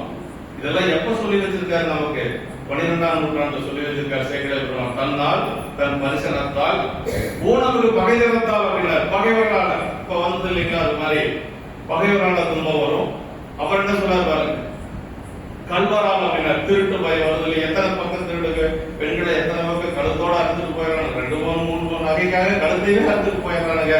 இப்படி எல்லாம் கல்வரால் உயிர் தம்மால். உயிர் தம்மால் அப்படின்னா ஒரு சில ஊர்ல மலைப்பகுதியில் இருக்கக்கூடிய ஊர்ல விலங்குகள் மக்களை துன்புறுத்து, புலி வருது, விலங்குகள் யானை வருது, இது எல்லாம் காக்கக்கூடியது யார் கையில் இருக்குதுன்னா அரசன் கையில் இருக்கு. இது எல்லாம் காத்து எவ்வளவு ஆட்சி செய்கின்றானோ அவனே அரசன். அப்படின்னு ஒரு அரசன் எப்படி ஒரு இலக்கணம் சொல்றாரு. இப்படிதான் எல்லாத்துக்குமே ஒரு பிள்ளைகள் எப்படி இருக்கணும் அப்படிங்கிறதுக்கு அப்புதி நாயனார் சொல்றார். போய் இளையத்துக்கு வர சொல்றாங்க இல்லையா, அந்த குழந்தை என்ன சொல்லிட்டு போகுது இல்லைங்களா, நல்ல தாய் தந்தையரை தாய் தந்தையரையாவே இதை நான் செய்ய பெற்றேன். அப்பா அம்மா நல்ல அப்பா அம்மா சொன்னாங்க, நான் போய் இளையத்துக்கு வரேன். அந்த குழந்தை ஓடும். இதெல்லாம் சின்ன சின்ன செய்திகள் மாதிரி இருக்கும். ஆனா பெரிய புராணத்துல எல்லாத்தையும் எதுவுமே இல்லாத இல்லை. இப்ப அதான் சொல்றேன், கற்பூர் மனைவியாரும் கணவனார் காண எல்லாம் பொற்புறம் இல்லையாமல் பொருந்துவ போற்றி செய்யனர். அப்படியே அந்த அம்மா என்ன செஞ்சாங்களாம், கணவனுக்கு செய்ய வேண்டிய அத்தனை செயல்களை செஞ்சாங்க. பொற்புறம் இல்லையாமல் 2 பேருக்கு உடல் இன்பம் மட்டும் இல்ல, உடலாக 2 பேரும் ஒண்ணு சேரல. ஆனா கணவனுக்கு செய்ய வேண்டிய கடமைகளை மனைவி செஞ்சாங்க, மனைவிக்கு செய்ய வேண்டிய கடமை கணவன் செஞ்சார். கற்பூர் மனைவியாரும் கணவனார் காண எல்லாம் பொற்புறம் இல்லையாமல் பொருந்துவ போற்றி செய்ய இப்புறம்பு ஒழியாதங்க இருவரும் வேறு வை. வீட்டை விட்டு அம்மா வெளியே போகல, சண்டை வந்துருச்சுன்னு சொல்லி வீட்டை விட்டு வெளியில போகல, தனித்தனியா ஒரே வீட்டுல இந்த பக்கம் இந்த பக்கம் அப்படி இருக்கிறாங்க. அவரோட கடைசியா சொல்றாரு பாருங்க, இப்புறம் ஒழியாதங்க இருவரும் வேறு வைகி அற்புறம் புணர்ச்சியின்மை 2 பேரும் சேரல அப்படிங்கிறது அயலறியாமை வாழ்ந்தார் அப்படின்னு. அதான் நமக்கு கொடுக்கக்கூடிய மெசேஜ். இப்ப வீட்டில் இருக்கக்கூடிய எந்த ஒரு செய்தியும் வெளியே தெரியக்கூடாது அப்படிங்கறத அன்னைக்கே சொல்லி வச்சிருக்காங்க. இதெல்லாம் 7ஆம் நூற்றாண்டிலே நமக்கு சொல்லி வச்சிருக்கிறாங்க. இது திருநெல்வேலி நாயனாருடைய மனைவி. அம்மாவுடைய பேரெல்லாம் வரதில்லை, நிறைய பேர் வராது. இது அம்மா நமக்கு அவங்க சொல்லக்கூடிய ஒரு செய்தி என்று சொல்லி அடுத்து நமக்கு பெண்களுக்கு எத்தனையோ நூல் எத்தனையோ சிறப்பு சொல்லியிருந்தாலும் கூட பெரிய புராணம் மட்டும்தான் மனையறத்தின் வேர் அப்படின்னு சொல்லி சொல்றது. திருவெண்காட்டு நங்கையினுடைய சிறுதொண்ட நாயனார் புராணத்தில் ரொம்ப உயர்ந்த சொல். எங்களுடைய பேராசிரியர் எங்களுக்கெல்லாம் சைவ சித்தாந்த மாபாடியம் எல்லாம் சொல்லி கொடுத்தவர் சென்னை பையா. கொங்கு நாட்டில் 2 பெரியவங்க ஒன்று பையாவுரியார், இன்னொன்று சென்னி பையா. அவங்க தான் சித்தாந்த கடல் இல்லைங்களா. அவங்க கிட்ட அதே நேரம் பாடம் கேட்கிற ஒரு வாய்ப்பு கிடைச்சது ஈரோடு சைவ சித்தாந்த சபையில. அப்படி அவர் சொன்னாருங்க, மனையறத்தின் பேர் அப்படிங்கிற சொல்லாச்சு தமிழ் இலக்கியத்திலேயே எதுலையும் இல்லையா. சேக்கிழார் பெருமானே சொன்னது, அது சேக்கிழார் பெருமானுடைய தனித்தன்மை அப்படிங்கிற அந்த மனையறத்தின் பேர் அப்படிங்கிறது எந்த ஒரு இடத்துலயும் எங்க யாரும் சொல்லல. அப்படி எல்லா இலக்கியம் படிச்சவர் சரி பையன். ஏன் அப்படி சொன்னாங்க அப்படின்னா, இப்ப நம்ம அங்கே எல்லாரும் இருக்கிறோம்னா அந்த மலையாளம் என்று சொல்லக்கூடிய ஒரு தாவரம் நிலைச்சு நிக்கணும்னா பெண்கள் கிடையாது, இந்த பெண்கள் கையில தான். அது வேறு என்ன ஒரு செடி நிலைச்சு நிக்கணும்னா வேறு தான் முக்கியம் இல்லைங்களா. வேறு பட்டு போதுன்னா செடி காஞ்சி போயிடும். வேறு என்ன செய்யுமா, எவ்வளவு தண்ணீர் வறண்ட காலத்துல கூட அந்த வேர் ரொம்ப தூரம் பறந்தது. அந்த வேர் எங்கிருந்தாவது தண்ணீர் ஒழிஞ்சு அந்த செடியை காப்பாற்றும். அதான் மலையடத்தின் வேர் அப்படின்னு சொல்லி சொன்னாங்க. சிறுத்தொண்ட நாயனார் குணத்துல வருது. சிறுத்தொண்ட நாயனார் குணத்துல அவர் சிறுத்தொண்ட நாயனாரை பற்றி சொல்லுகின்ற பொழுது அவர் பெருமானுக்கு தொண்டு செய்வது, அவர் அடியார்களுக்கு தொண்டு செய்வது. அம்மாவை திருமணம் செஞ்சதே அடியார்களுக்கு தொண்டு செய்யறதுக்காங்க. வேத காரணர் அடியார் மெய்ப்பணி செய்ய காதல் மனை கிளத்தியார் கருத்தொண்ட வரும் பெருமை அப்படின்னு பாருங்க. அடியார்களுக்கு தொண்டு செய்யறதுக்கு ஒருத்தர் வேணும்னு சொல்லி அம்மாவை திருமணம் செஞ்சுட்டாரா சிறுத்தொண்ட. அப்படி அவர் திருமணம் செய்து அரசனிடத்துல அவரே பரஞ்சோதியார் என்று சொல்லி ஒரு பெயரோட அங்க படைத்தளபதியா இருக்கிறார். அப்படி படைத்தளபதியா இருக்கிற பொழுது அவரு போருக்கெல்லாம் சென்று பல வெற்றிகளை வாதாபி போர் அப்படின்னு சொல்லி சொல்லுவாங்க. அந்த காலத்துல சரித்திரம் படிச்சவங்களுக்கு தெரியும். வாதாபி போர்ல வென்று அங்க இருக்கக்கூடிய பொருள்களை எல்லாம் கொண்டு வந்து கொடுப்பார் அரசன்ட்ட. அப்ப அரசன் கேட்பாரு, இவரால் மட்டும் எப்படி போராட்டத்துல எல்லாம் வெற்றி பெற்று வர முடியுது, எங்க போனாலும் வெற்றி கொண்டு வராது, இவர் யார் அப்படின்னு சொல்லி கேட்கிற பொழுது அரசன்ட்ட அமைச்சர் சொன்னாங்களாம், மதியணிந்தார் திருத்தொன்று வாய்த்த வழி வலிமையினால் எதிர் இவருக்கு இவ்வுலகில் இல்லையென எடுத்துரைத்தார் அப்படின்னா. மதியணிந்தார் திருத்தொன்று சிவபெருமானுக்கு தொண்டு செய்யக்கூடியவர், அவர் எதிர்த்து போர் செய்யக்கூடியவர் இந்த உலகத்துல யாரும் இல்லை அப்படின்னு சொல்லி சொன்னாங்களாம். அந்த மாதிரி அவர் அப்படி பணி செய்து கொண்டு இருக்கிற பொழுது அவருக்கு இது அரசனுக்கு தெரியுது. அரசனுக்கு தெரிஞ்ச உடனே அவர் அப்படி அந்த அரசனுக்கு தெரிஞ்ச உடனே அரசன் என்ன செஞ்சாங்கன்னா, தம்பிரான் திருத்தொண்டர் என கேட்ட தாழ்வேந்தன் உம்பரவரான் அடியாரை ஒரு அறியாதை கேட்டொழிந்தேன் அப்படின்னு சொல்லி, தன்னால எனக்கு அவர் சிவபெருமான் அடியார் எனக்கு தெரியல, நான் அவர் எனக்கு தளபதியா வச்சிருந்தேன், இனிமேல் அவர் இந்த பதவிக்கு வேண்டாம், அவர் என்ன செய்யணும், முழுவதுமா போய் அடியார்களுக்கு சிவபெருமானுக்கு தொண்டு செய்யுது அப்படின்னு சொல்லி அவரை விடுவிச்சு அவர் தொண்டு செய்ததற்கான அந்த பொருள் எல்லாம் கொடுத்து உதவினாராம் அரசர். அப்படி போய் அவர் பணி செய்ய வருகின்ற பொழுதுதான் அம்மாவை திருமணம் செஞ்சுக்கிறார். அப்படி அம்மாவை திருமணம் செஞ்சு அவருக்கு ஒரு குழந்தை பிறகுது. அந்த குழந்தைக்கு பேர் தான் சீராளன் அப்படின்னு சொல்லியிருக்காரு. அந்த ஒரே பாட்டுல அந்த குடும்பத்தையே சொல்லுவார் சேக்கிழார் பெருமான், நீராலும் சடைமுடியார் அருளாலே நிறைந்தவர்த்து பேராளர் வந்தவர்க்கு பெருந்திரு மனையகத்தின் வேறாகி விளங்குகிற வெண்காட்டு நங்கைவார் சீராள தேவரிடம் திருமைந்தர் அவதரித்தார் அப்படின்னு. குழந்தை பிறக்கிறத எப்படி சொல்றாரு, ஒரு குழந்தை பிறந்துச்சு அப்படின்னு சொல்ல ஞானசம்பந்த பெருமான் பிறக்கிறதுக்கு 20 காரணங்களை சொல்றார் சேக்கிழார் பெருமான். ஒரு குழந்தை பிறக்கிறதுக்கு 20 காரணம். நம்மளாம் எதுக்கு பிறந்தோம்னா நம்மளுக்கே தெரியாதுன்னு வைங்க. ஞானசம்பந்த பெருமான் பிறந்தது 20 காரணம் சொல்றாரு. ஆமா, இப்ப இவர் இந்த குழந்தை பிறந்து அப்படி சொல்றாரு. ஒரே பாட்டுல சிறுத்தொண்டருடைய பெருமையை சொல்லிடுறாரு. அப்புறம் என்ன சொல்றாரு, திருவெண்காட்டு நங்கருடைய பெருமையை சொல்லிடுறாரு. அந்த குழந்தையினுடைய பெருமையை சொல்லிடுறாரு. நீராறும் சடைமுடியார் அருளாலை சிவபெருமானுடைய திருவருளால நிறைதவத்து பேராளர் அவர் நமக்குன்னார். நிறைதவத்து அவர் தவமே நிறைவாக போகுது இந்த குழந்தையினால். ஏன்னா அந்த குழந்தைய பிள்ளைக்கறி கொடுத்துதான் அவர் பெருமான் திருவடி அடைய போறார். நிறைதவத்து பேராளர் அவர் நமக்கு பெருங்குது மனையடத்தில் வேறாகி விளங்குகிற வெண்காட்டு நங்கைவார் அப்படின்னு. மனையடத்தில் வேற அப்படின்னு. அப்புறம் என்ன, சீராள தேவரையும் திருமைந்தர் அவதரித்தார் அப்படின்னா. சீராள தேவன் அவதரித்தான்னு சொல்ல, திருமைந்தர்னா பெருமானுக்கு உணவாக போகக்கூடிய குழந்தை அந்த குழந்தை. அதுல இப்பவே சொல்லிட்டேன், பிறந்த உடனே சீராள தேவரையும் திருமைந்தர் அவதரி செய்தார் அப்படின்னு சொல்லுவார். அப்படி அவர்கள் தொண்டு செய்து கொண்டிருக்கிற பொழுதுதான் ஒரு நாள் பெருமாள் என்ன செஞ்சார் அப்படின்னா, கைலாயத்திலிருந்து வர்றாரு. கைலாயத்திலிருந்து அப்படியே திருச்செங்காட்டு முறையில் அவர் தொண்டு செய்யறது கைலாயத்தில் இருக்கக்கூடிய சிவபெருமானுக்கு தெரிஞ்சு போச்சு. அப்படி தெரிஞ்சு அவர் என்ன செய்யறாருன்னா, அவருடைய அன்பை நுகர்ந்து அவருக்கு அருள் செய்யறதுக்கு வர. பிள்ளைக்கறிக்காக வரல, பிள்ளைக்கறிக்க அப்படிங்கிறது காரணம் தான். எதுக்காக சாமி வந்தார் அப்படின்னா, சிறு தொண்டருடைய அன்பை நுகர்ந்து அருள்வதற்கு வந்தார் அப்படிங்கிற சேகரம். அதான் ரொம்ப முக்கியம். பொறிட்டு வரும் சிறு தொண்டருக்கு அருள் செய்யும் பொருட்டாக கடிநகரை வீட்டிருந்தான் கணபதீச்சரத்தானே அப்படின்னு சொல்லி ஞானசம்பந்த பெருமானும். அப்படி அங்கிருந்து வரார். அங்கிருந்து அவர் வருகின்ற பொழுது திருச்செங்காட்டுக்கு வந்தவர். கைலாயத்திலிருந்து திருச்செங்காட்டுக்கு வந்தவர். கண்டாத ஒரு வேட்கை பசியுடையார் நம்மை போல கண்டாதை சிறு தொண்டர் மனைவினைவி கடிதணைந்து தொண்டனாருக்கு என்னாலும் சோழனைக்கு வண்டார் கொண்டாரன் மனையில் உள்ளாரோ அப்படின்னு கேட்டார். கைலாயத்திலிருந்து வந்துட்டாரு திருச்செங்காட்டுக்குடி. திருச்செங்காட்டுக்குடிங்கிறது உங்களுக்கு தெரியும், ஒரு சிலருக்கு தெரியாம இருக்கும்.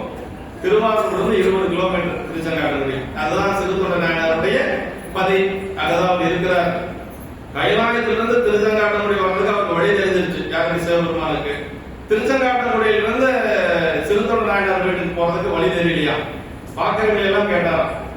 அப்படின்னா என்ன அர்த்தம்னா, அப்படி ஒருத்தர் இங்க இருக்கிறார் எல்லாரும் தெரிஞ்சுக்கணும்னு அர்த்தம். வேற ஒன்று சாமிக்கு தெரியாமையா இருக்கும்.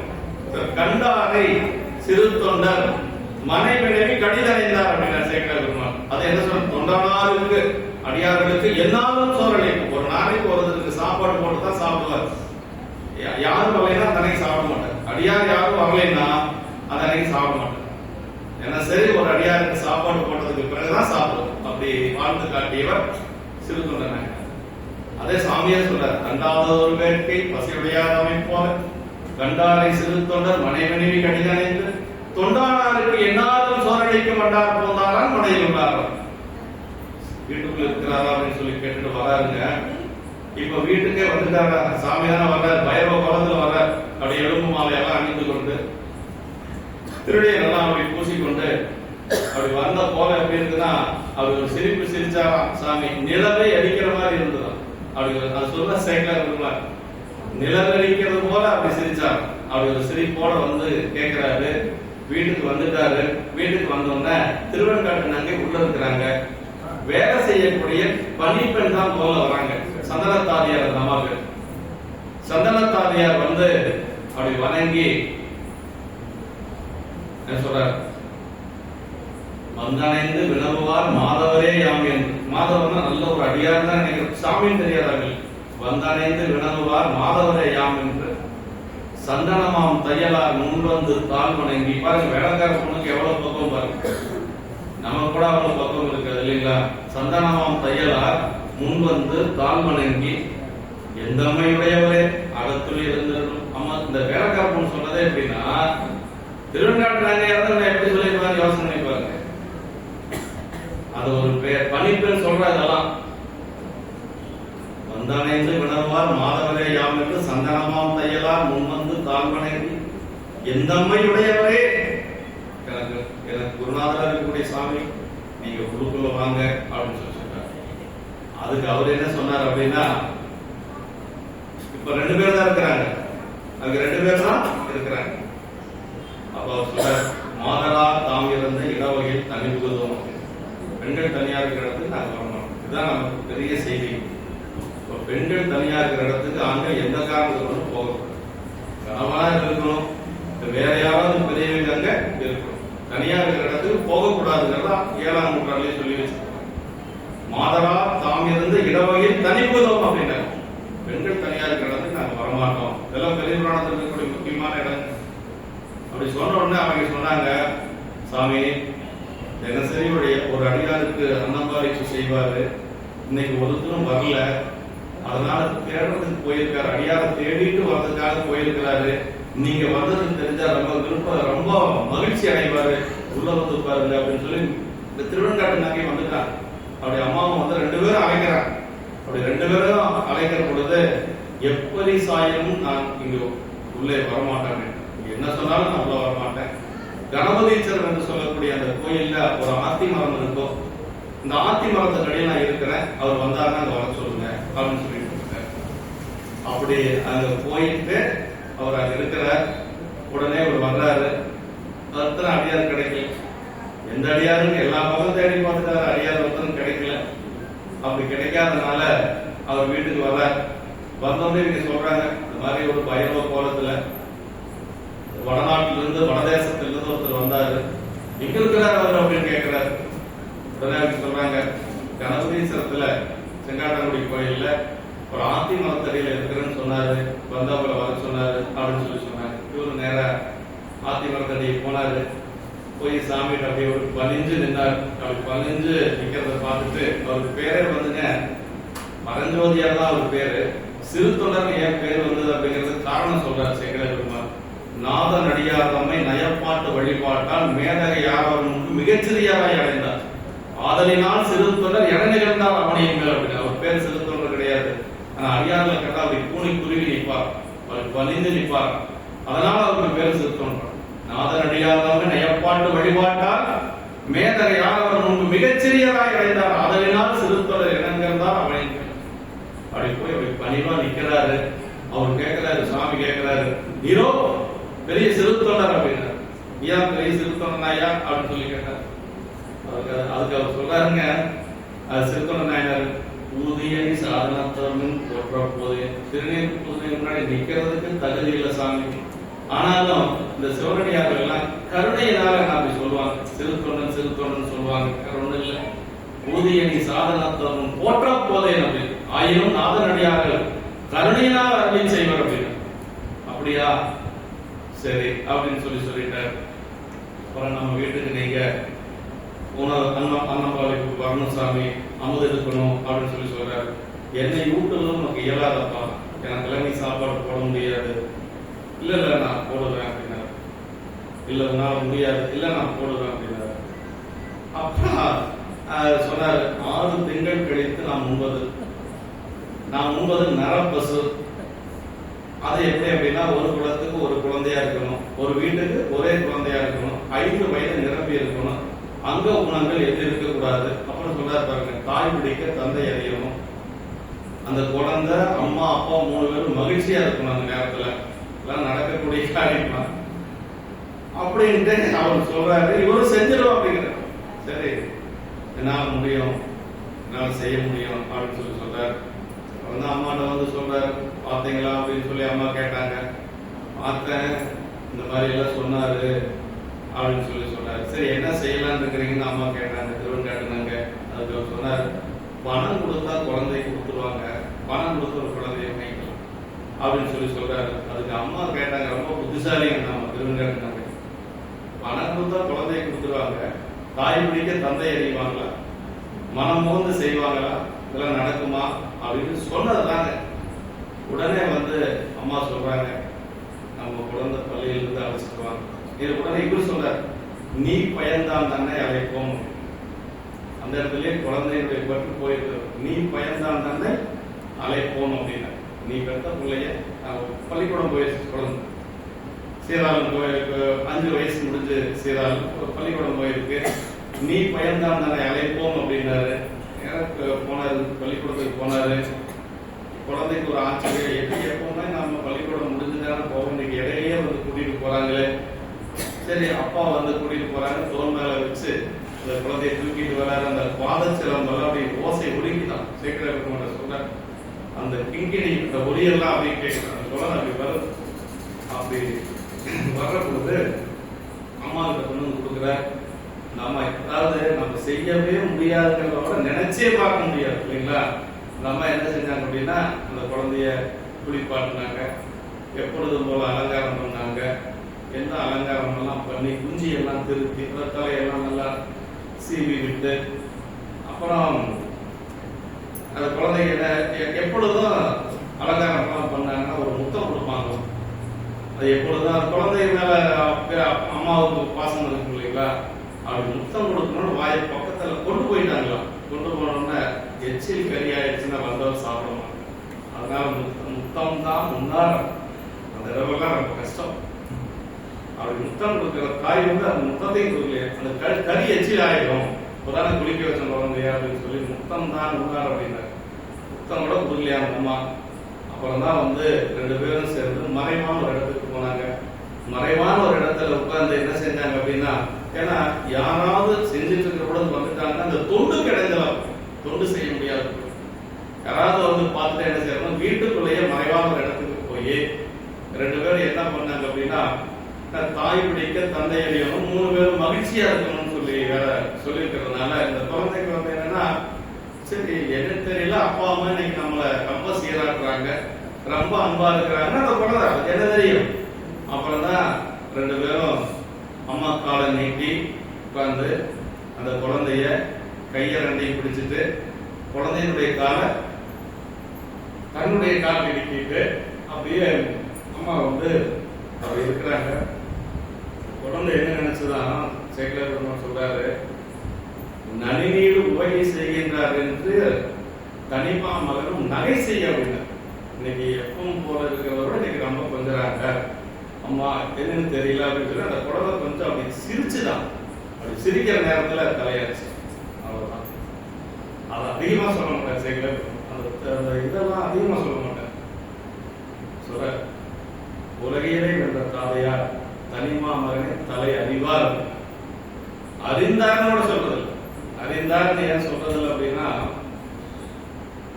அறிந்தார் அப்படின்னா அந்த செயல் முடிஞ்சிருச்சுன்னா, அந்த அறிவார் அப்படின்னா அதுக்கு பேரு இலக்கணம் படிச்சுங்களுக்கு தெரியும், எதிர்கால கண்ணை முற்றுன்னு பேரு. அப்படிதான் அந்த செயலே இருக்கும். நிறைய முழுவதும் முக்கியம் தவறா நினைச்சுக்காதீங்க, தப்பா பாடலாம். அறிந்தார் அறிந்தார் பாடுவாங்க, அறிந்தார் பாடக்கூடாது, தலை அறிவார் அப்படின்னு தான் பாடணும்.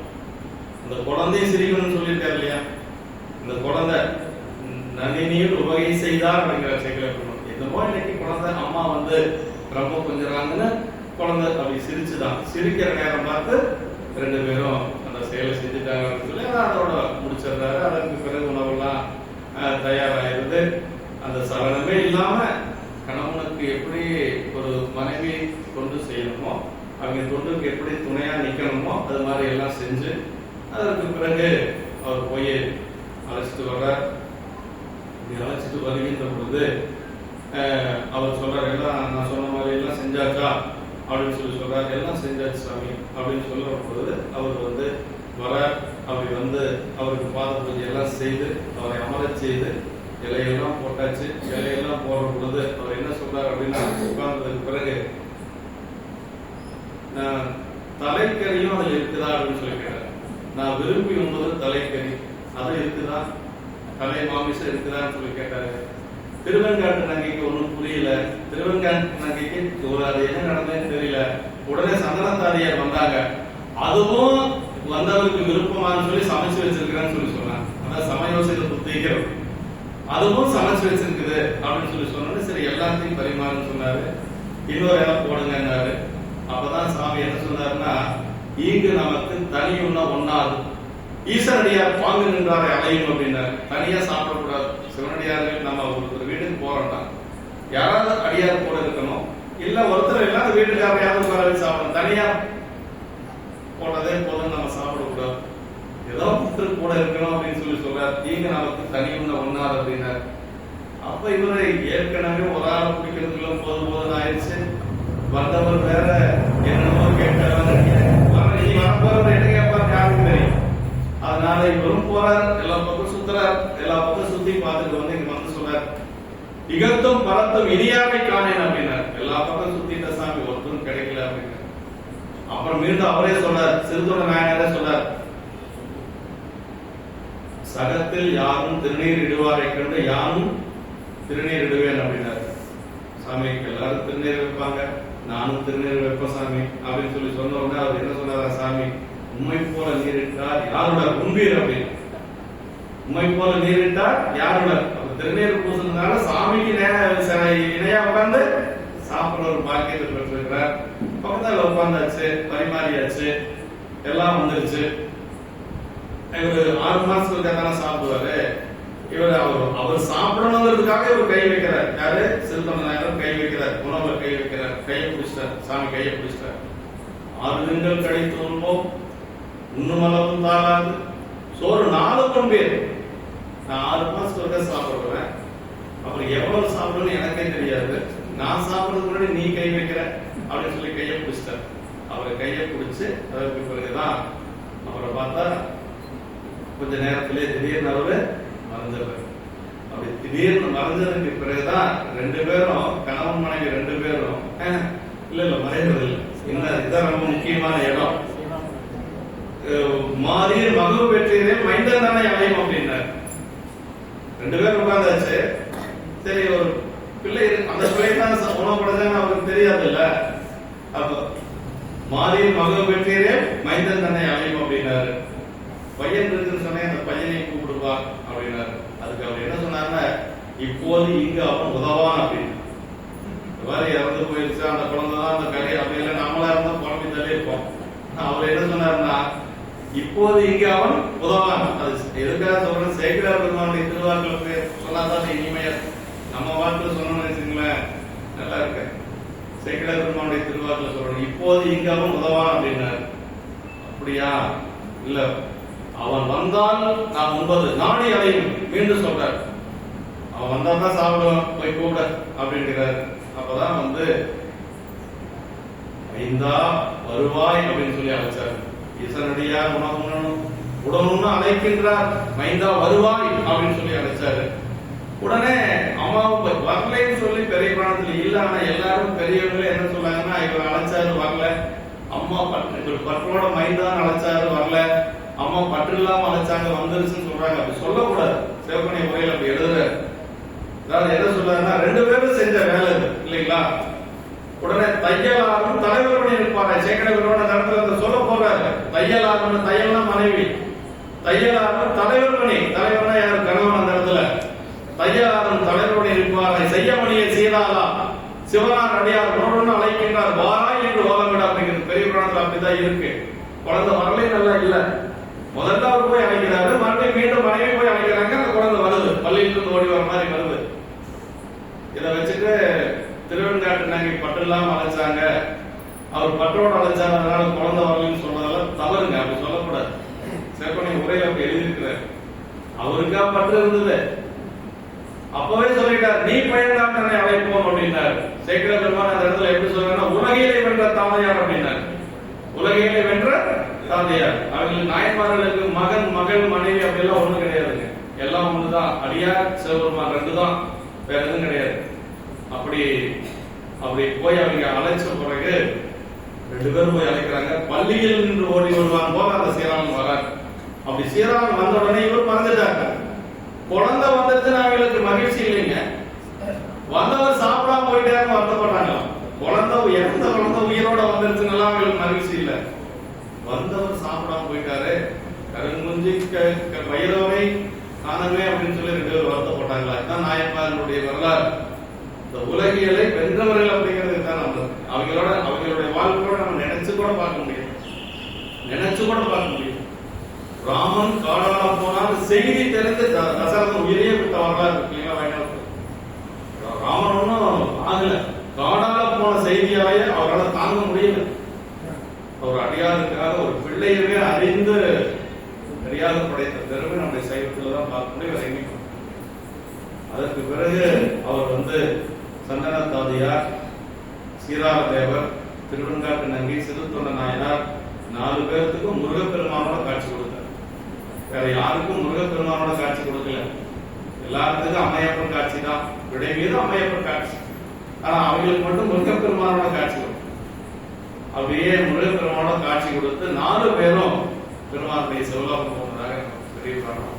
இந்த தொண்டுக்கு துணை நின்றது யார் அப்படின்னா, அமையத்தின் வேறாகி இருந்த திருவெண்காட்டு நங்கை இல்லைங்களா. அம்மா முடியாதுன்னு சொல்லியிருந்தா அவர் செய்ய முடியுமா? செய்ய முடியாது. ஏன்னா 3 பேரும் மனம் உகந்து செய்ய வேண்டிய செயல் பெருமானை சொல்லியிருக்கிறார்.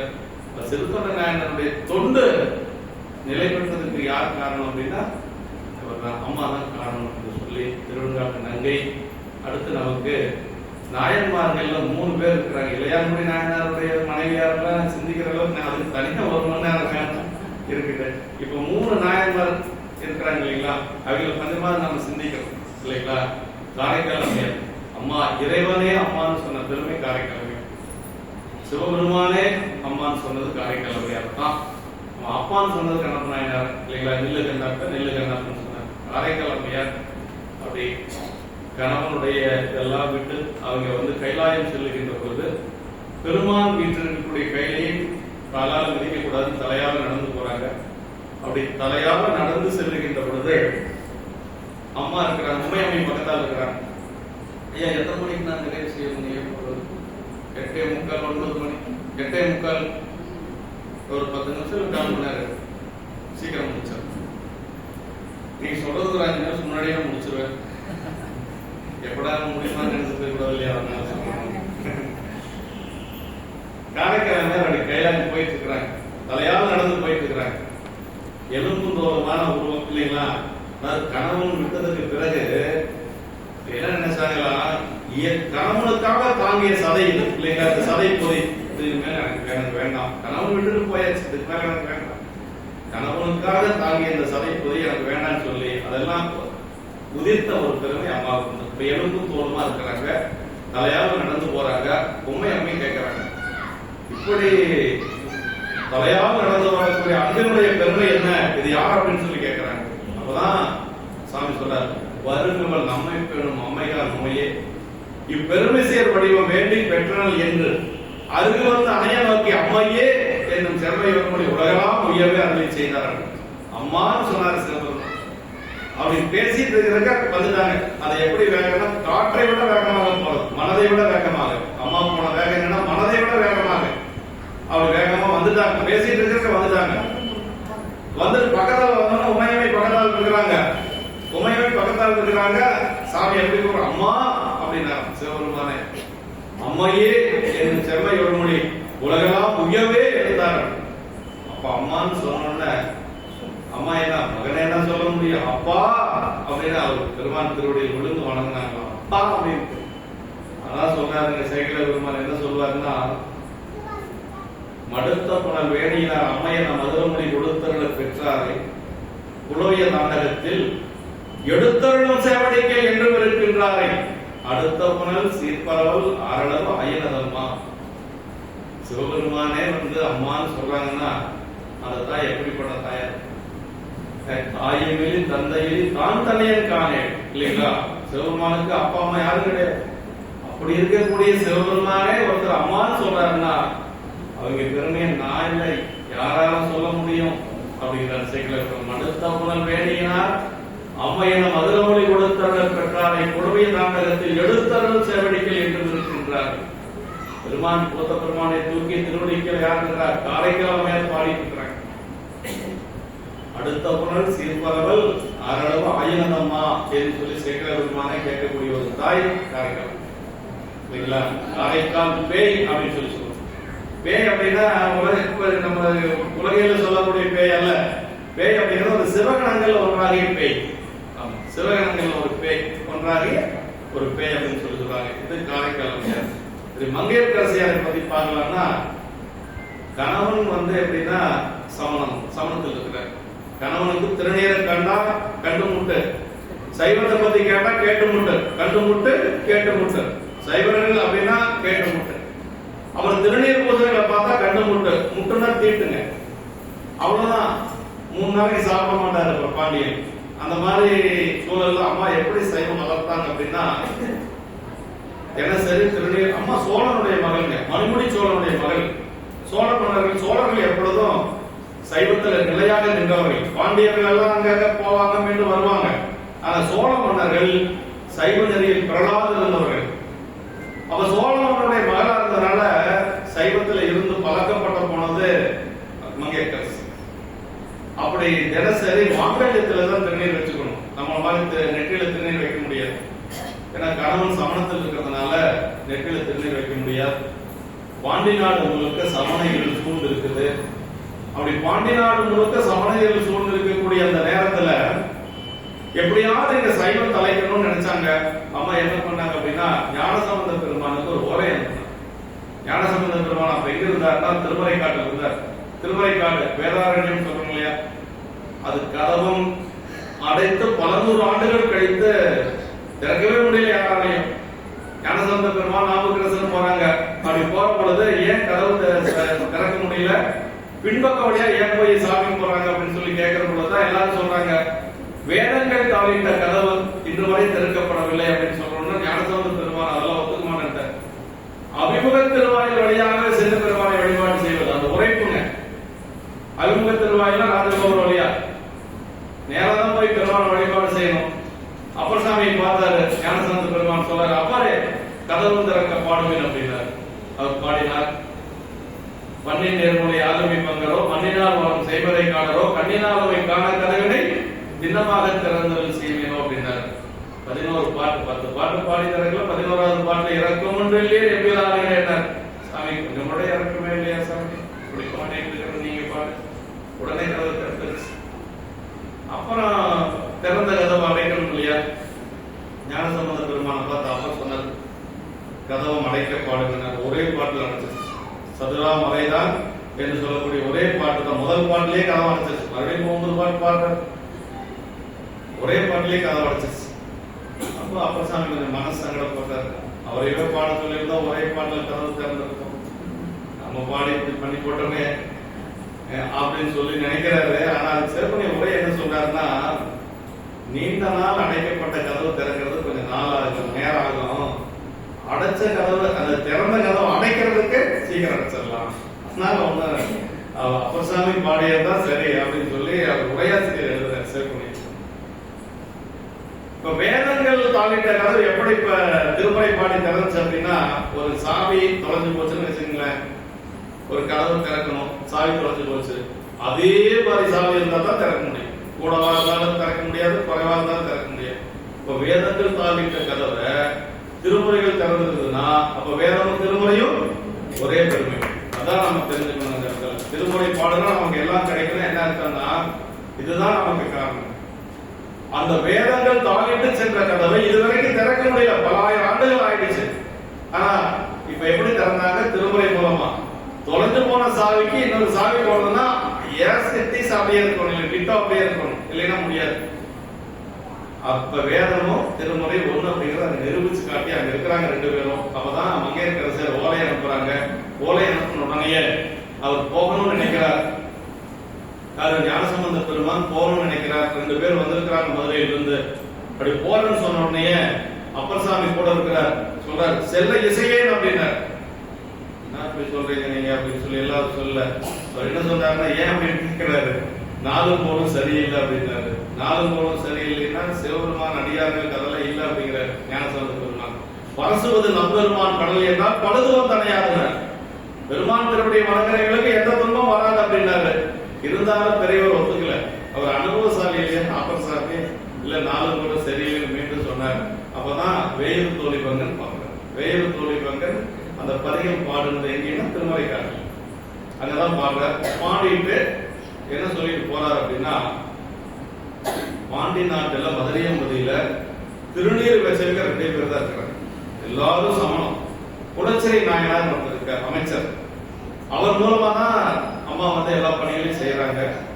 குலச்சிறை நாயனார் பாண்டிமாதேவியாக இருக்கக்கூடிய மங்கையர்க்கரசியார் 2 பேர் தான் திருநீர் வச்சிருக்கிறாங்க. அவங்கள போய் பார்த்துட்டு வந்தாங்க. வேற ஒண்ணும் செய்ய மாட்டாங்க. பாருங்க, திருநீர் பூசறைகளை பார்க்கறதுக்கு எங்க இருந்து எங்க போறாரு?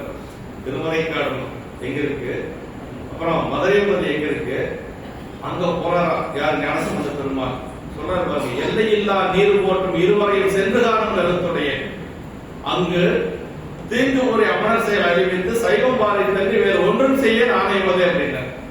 வேற ஒன்றும் செய்ய மாட்டேன், நான் பாட்டுக்கு போவேன், சமணங்களை எல்லாம் ஒரு வழி பண்ணிட்டு சைவத்தை அங்க நிலைநாட்டிட்டு எல்லாருக்கும் திருநீர் பூசிட்டு திரும்ப வந்தது. அதனால நீங்க ஒன்றும் பயந்துக்க வேண்டாம்னு சொல்லிட்டு போயிட்டு போறார். அப்படி அங்கு செல்லுகின்ற பொழுது சமணர்கள் பல இடையூறுகள் செய்தார்கள். அதெல்லாம் சொல்றதுக்கு விரிவா சொல்றதுக்கு நேரம் இல்லை. அந்த அம்மாவுடைய அன்பை மட்டும் நான் அந்த இடத்துல சொல்லிடுறேன். அம்மா என்ன நினைச்சாங்கன்னா, சின்ன குழந்தை வருது, இந்த சமணர்கள் நம்ம வீட்டுக்காரர் சமணர் கூட தான் இருக்கிறாரு, இந்த குழந்தைக்கு ஏதாவது துன்பம் வந்துருச்சுன்னா என்ன செய்யறது அப்படின்னா நம்ம ஒரு முடிவு பண்ணாங்களாம். அந்த குழந்தைக்கு ஏதாவது துன்பம் வந்துச்சுன்னா உயர விட்டுறலாம்னு முடிவு பண்ணாங்க. யாரும் செய்ய முடியாத ஒரு செயல். குலச்சிறை நாயனாரும் மங்கையர்க்கரசியாரும் முடிவு பண்ணது அதாங்க. மானியார் காமும் அஞ்சி, மானியின் பேர் அவர்கள், மங்கையர்க்கரசி பேர் மானி. மானியார் காமும் அஞ்சி வஞ்சக புலையதாங்கள் ஈனமே செய்ய வல்லார் செய்வது என்றெண்ணி நாமும் ஞான சம்பந்தர் தம்பால் நன்மை வந்தடையாது ஊனம் வந்தடையின் உயிர் துறந்து ஒளிவதென்றார். அப்படின்னு 2 பேரும் உயிரை விட்டுறலாம் அப்படின்னு சொல்லி முடிவு பண்ணாங்களாம். அப்பதான் ஞான சம்பந்த பெருமான் பாடினாராம், மானின் நேர்விழி மாதராய் ஒளிதிக்கும் மா தேவிகங்கிற பதியத்தில் சொல்லாரு, இந்த சின்ன குழந்தைய நீங்க ஒன்றும் பயந்துக்க வேண்டாம், அந்த ஈழர்களான சமணர்களுக்கு நான் எளியவன் அல்ல, எனக்கு ஆலவாய் பெருமானுடைய திருவருள் இருக்கு, அதனால அவங்களை வென்று காட்டுவேன்னு சொல்லி ஞானசம்பந்த பெருமான் பதிகத்தில் சொல்றார். அப்படி அன்பு வச்சிருந்தது மங்கையரசி. அது தங்கியிருந்த மனத்துக்கு தீ வச்சு அந்த தீ எல்லாம் போய் வெப்பு நோயாக அரசனுக்கு மூண்டது, இதெல்லாம் சரீரத்தில் வரும். இந்த இடத்தை வைத்துக் கொண்டு சிவபிரகாச சாமிகள் 4 நான்மணி மாலையில பாடுறாருங்க. என்ன பாடுறாருன்னா, ஞானசம்பந்த பெருமான் குளக்கரையில் நின்று அழுதுட்டு இருந்தார். அப்படி குளக்கரையில் நின்று அழுத குழந்தைக்கு சிவபெருமான் என்ன செஞ்சார், உமையமையை அமைச்சு எவ்வளவும் தொழுகின்ற மலைக்கொடியை பார்த்தர்கள், இந்த குழந்தைக்கு துணைமுறைகள் பொழிகின்ற இன்னடிசில் பொன்வளத்து கலந்து உண்டு அப்படின்னார். சரிங்களா? அம்மா பார்த்து சாமி சொல்றாரு, 2 தடங்கள் இருக்கக்கூடிய பாலை கலந்து அந்த குழந்தை கொடுங்க. ஏன் 2 தடத்தில் இருக்கக்கூடிய பாலை கலந்து கொடுக்கணும்னு சொன்னா, ஒண்ணு உமையம்மனுடைய ஒரு தடம் பரஞானம், இன்னொன்று அபரஞானம். 2 தடங்களும் 2 ஞானம். அதனால அந்த குழந்தைக்கு 2 ஞானமும் உடனே கிடைக்கணுமா. அப்படி சிவபெருமான் சொல்ல உமையம்மை கலந்து கொடுத்தாங்க. அந்த குழந்தைக்கு ஞானம் கிடைச்சது இல்லைங்களா? எதறிய சிவஞானத்தை இன்னமுதல் துடை தருளி முன்னடி செல் என மூட்ட உமையம்மை எதிர்நோக்க கண்மலத்தை துடை தருளி கையில் பொற்கிண்ணம் அளித்து அன்னவாரை அழகை கழுவி தீர்த்து அங்கனார் அருள் புரிந்தார். இதுதான் பெரிய புராணத்துல அம்மா 2 தனங்களுடைய பாலை கலந்து அதுக்குள்ள என்ன கலந்தாங்கன்னா, நம்ம குழந்தைகளுக்கு ஏதாவது பால் கொடுத்தோம்னா வெறும் பால் கொடுத்தா பிடிக்காது. ஆலிஸ் போடணும், இல்லைன்னா பூஸ்ட் போடணும், இல்லை போன்வீட்டா போடணும், அது கூட சர்க்கரையும் போடணும். எல்லாம் போட்டாலுமே ஏதாவது விளையாட்டு காட்டி இப்போல செல்போன் தான். செல்போன் காட்டலின்னா எந்த குழந்தையும் சாப்பிட்டேன் அப்படிதான் நினைக்கிறேன். கூட்டிலே ஒரு குழந்தை இருக்கு, செல்போன் காட்டலின்னா குழந்தை சாப்பிடும். அந்த காலத்துல அப்படி இல்லை. அம்மா ஞானத்தை குறைச்சு கொடுத்தா. அந்த பால் என்ன குறைச்சு கொடுத்தாங்க, ஞானத்தை குறைச்சு கொடுத்தா. அவருக்கு 2 ஞானம் கிடைச்சது. சிவனடியை சிந்திக்கும் திருப்பெருகு சிவஞானம், பகவதனை அறமாற்றும் பாங்கினில் ஓங்கிய ஞானம், உமையிலா கலைஞானம், உணர்வறிய மெய்ஞானம், தவமுதல சம்பந்த தாமுணர்ந்தார் அந்நிலையில். அம்மாவுடைய ஞானம் அந்த பாலில் மீண்டும் ஞானத்தை குறைச்சு கொடுத்ததுனால பரஞானம் அபரஞானம் என்று சொல்லக்கூடிய 2 ஞானம் அந்த குழந்தை கிடைச்சது புராணத்தில் வருது இல்லைங்களா? இதை என்ன சொல்றாரு அப்படின்னா, சிவபிரகாச சாமிகள் இலைப்படர்ந்த பொய்கை எடுத்து அழுதல் கண்டு முளை சுரந்த அன்னையோ நீ நிலை விளம்ப பொங்கை சுரந்த அருட்கோபம் சம்பந்தா இங்கு உயர்ந்தால் யார் சொல் எனக்கு அப்படின்னா அந்த குளக்கரையில நேரில் பார்த்து உமையம்மைக்கு தனம் சுரந்தது அந்த தாய் சிறந்தவரா? இதை கேட்ட உடனே மங்கையரசியாருக்கு தனம் சுரந்தது. இப்படி ஒரு குழந்தை 3 வயசுல இப்படி ஞானம் பெற்றது. உமையம்மை திருமுலைப்பால் கலந்து கொடுத்தாங்க, பல அற்புதங்கள் செஞ்சுட்டு இருக்குன்னு சொன்ன உடனே அந்த செய்தியை கேட்ட மாத்திரத்திலே அம்மையாருடைய தனமெல்லாம் சுரந்ததா. அப்ப இந்த தாய் சிறந்தவளா அந்த தாய் சிறந்தவளா நீயே சொல்ல அப்படின்னு சொல்லி நமக்கு சிவபிரகாச சாமிகள் பாடுற பெரிய புராணத்திலே அவரை பத்தி சொல்லுகின்ற பொழுது 3 திருப்பாடல் தான் சேர்க்கிறார் நான் சொல்றேன். அது ஒரு பாட்டுல என்ன சொல்றாரு அப்படின்னா, அம்மாவுடைய திருவடிய மங்கையரசி அம்மாவுடைய திருவடிய யாரெல்லாம் வணங்குறாங்களோ அவங்க திருவடியை நான் வணங்கி கிடக்கிறேன். இதுக்கு மேல என்ன சொல்ல முடியும்? மங்கையருக்கு தனியரசி எங்கள் தெய்வம் வளவர்குல குலக்கொழுந்து வழக்கை மாறி செங்க வளர் திருமடந்தை கண்ணினானால் தென்னகுலம் பழிதீர்த்த தெய்வப்பாவை எங்கள் பிரான் சண்பையர்கோன் அருளினாரே இருந்தமிழ் நாட்டுற்ற இடர் நீங்கி தங்கள் பொங்கொழி வெந்திருநீர் பரப்பினாரே போற்றுவார் கடலியம்மாள் போற்றலாம் என்று. அவங்க திருவடி யாரெல்லாம் வணங்கிக்கிறாங்களோ அவங்க திருவடி நான் வணங்கிக்கிறேன். சேக்கல பெருமான் நீங்க மங்கையரசியார் வணங்குறீங்களா, உங்களுக்கு சேக்கல பெருமான் வணங்கிக்கிறேன்னு அன்னைக்கே சொல்லிக்கிறேன். அவ்வளவு பெருமையுடையவர் மங்கையரசியார். கணவன் சமணனாக இருந்த ஒரு கணவனை 63 நாயன்மார்கள் ஒருவரால் நிற்க வைத்த பெருமை அம்மாவுக்கு மங்கையரசியார். அதான் மங்கையருக்கு தனி அரசினர், எங்கள் குல தெய்வம் அப்படின்னாரு சேக்கல. அந்த மாதிரி பெரிய புராணத்துல மங்கையரசி அம்மா செய்த தொண்டு இருக்குது பாருங்க. அதாவது சமதையில் சூழ்ந்திருந்த பாண்டி நாட்டை சைவத்திலே நிலைவர செய்த பெருமை அம்மாவுக்கு உண்டு. இன்னும் ஒருத்தர் ஒரே பாட்டில் 2 நிமிஷம் மட்டும் கூட நான் கேட்டுக்கிறேன். இசைஞானி அப்படின்னு சொல்லணும் இல்லையா? சுந்தரரை என்ற தாய் இல்லையா? என்ன ஒரு பெருமைன்னா அந்த அம்மாவுக்கு ஒரே பாட்டு தான் சரிதமே, பெரிய புராணத்துல ஒரே பாடல் தான் திசையாணி பிராட்டியார். அவங்களுக்கு என்ன பெருமைன்னா, இப்ப நமக்கு என்ன பெருமைன்னா நம்ம குழந்தைகளால நமக்கு பெருமை. நம்ம குழந்தைங்க சரியில்லாததுன்னு வச்சுங்களேன், நமக்கு என்ன பேசுவாங்க, பெற்று விட்டுருக்கிறான் பாருங்க அப்படிம்பாங்க இல்லையா. ஆனா அதான் சேக்கரர் சொல்றாரு, சிவபெருமானுக்கே தோழராகக்கூடிய ஒரு பிள்ளையை பெற்றுக் கொடுக்குறாங்கன்னா எவ்வளவு பெரியவங்களா இருக்கு. அந்த அம்மாவுடைய பெருமைய என்னால மட்டுமல்ல வேற யாராலையும் சொல்ல முடியாது அப்படின்ட்டு. வேற எந்த இடத்துல எப்படி சொல்றது இல்லைங்க, பல இடங்கள்ல என்னால சொல்ல முடியாது, அந்த இடத்துல மட்டும் சொல்றாரு. ஒளியா பெருமை சடையனார் உரிமை செல்வ திருமலையால் அழியா குணங்கள் எய்தளித்தார் ஆண்ட நம்பியமை பயந்தார் இலியா குலத்தின் இசைஞானி பிராட்டியாரை என் சிறு பொன் மொழியால் போல முடியுமோ முடியாது, எவருக்கு முடியாதா அப்படின்னு. என்னால மட்டுமல்ல யாராலையும் சொல்ல முடியாது அப்படின்னு. அலியாபுரங்கள் எய்தளித்தார் ஆண்ட நம்பியமை பயந்தார் அப்படின்னு. சிவபெருமானுக்கு தோழராக இருக்கக்கூடிய ஒரு பிள்ளையை பெற்றிருக்கிறாங்கன்னா நம்ம எவ்வளவு புண்ணியம் செஞ்சிருப்பாங்க என்று சொல்லி நமக்கு சுந்தருடைய தாயாரை பற்றியும் நமக்கு சேக்கரர் சொல்றாரு. இன்னும் சொல்ல வேண்டியது நிறைய இருக்குது. இந்த தலைப்புக்கு ஒரு 4 மணி நேரமாவது பேசணும். எங்க ஈரோட்ல விழாவில் பேச சொல்லி 1.5 மணி நேரத்துல பேசி அவங்களுக்கு நிறைவாகல. அதனால மறுபடியும் 2 வகுப்புல இதே புராணத்தை சிந்திக்க வேண்டிய, இதே தலைப்பு சிந்திக்க வேண்டியதாக இருந்தது என்று சொல்லி, இன்னும் நமக்கு பறவை நாச்சியாரை பத்தி நம்ம நினைக்கவே இல்லை, சங்கரி நாச்சியாரை பத்தி நினைக்கவே இல்லை, இயல்பை நாயனருடைய மனைவி பத்தி பேச முடியல, இளையாங்குடி நாயனருடைய மனைவி பத்தி பேச முடியல. பேசுனா வேண்டிய பேசிட்டே இருக்கலாம், உங்களுக்கும் வேலை இருக்கு. அதனால வாய்ப்பு கிடைச்சா இன்னொரு முறை சிந்திக்கலாம் என்று சொல்லி இந்த நல்ல ஒரு வாய்ப்பை கொடுத்த மார்கழி மாசத்துல அடியாருடைய பெருமைகளை கேட்கக்கூடிய ஒரு பெரும் வாய்ப்பு நமக்கு எல்லாத்துக்கும். எனக்கு இல்லைன்னா நான் சிந்திக்க போறதில்லை, வேற ஏதாவது செல்போன் கீழ் பார்த்துட்டு இருந்திருக்கணும் எனக்கு தெரியல.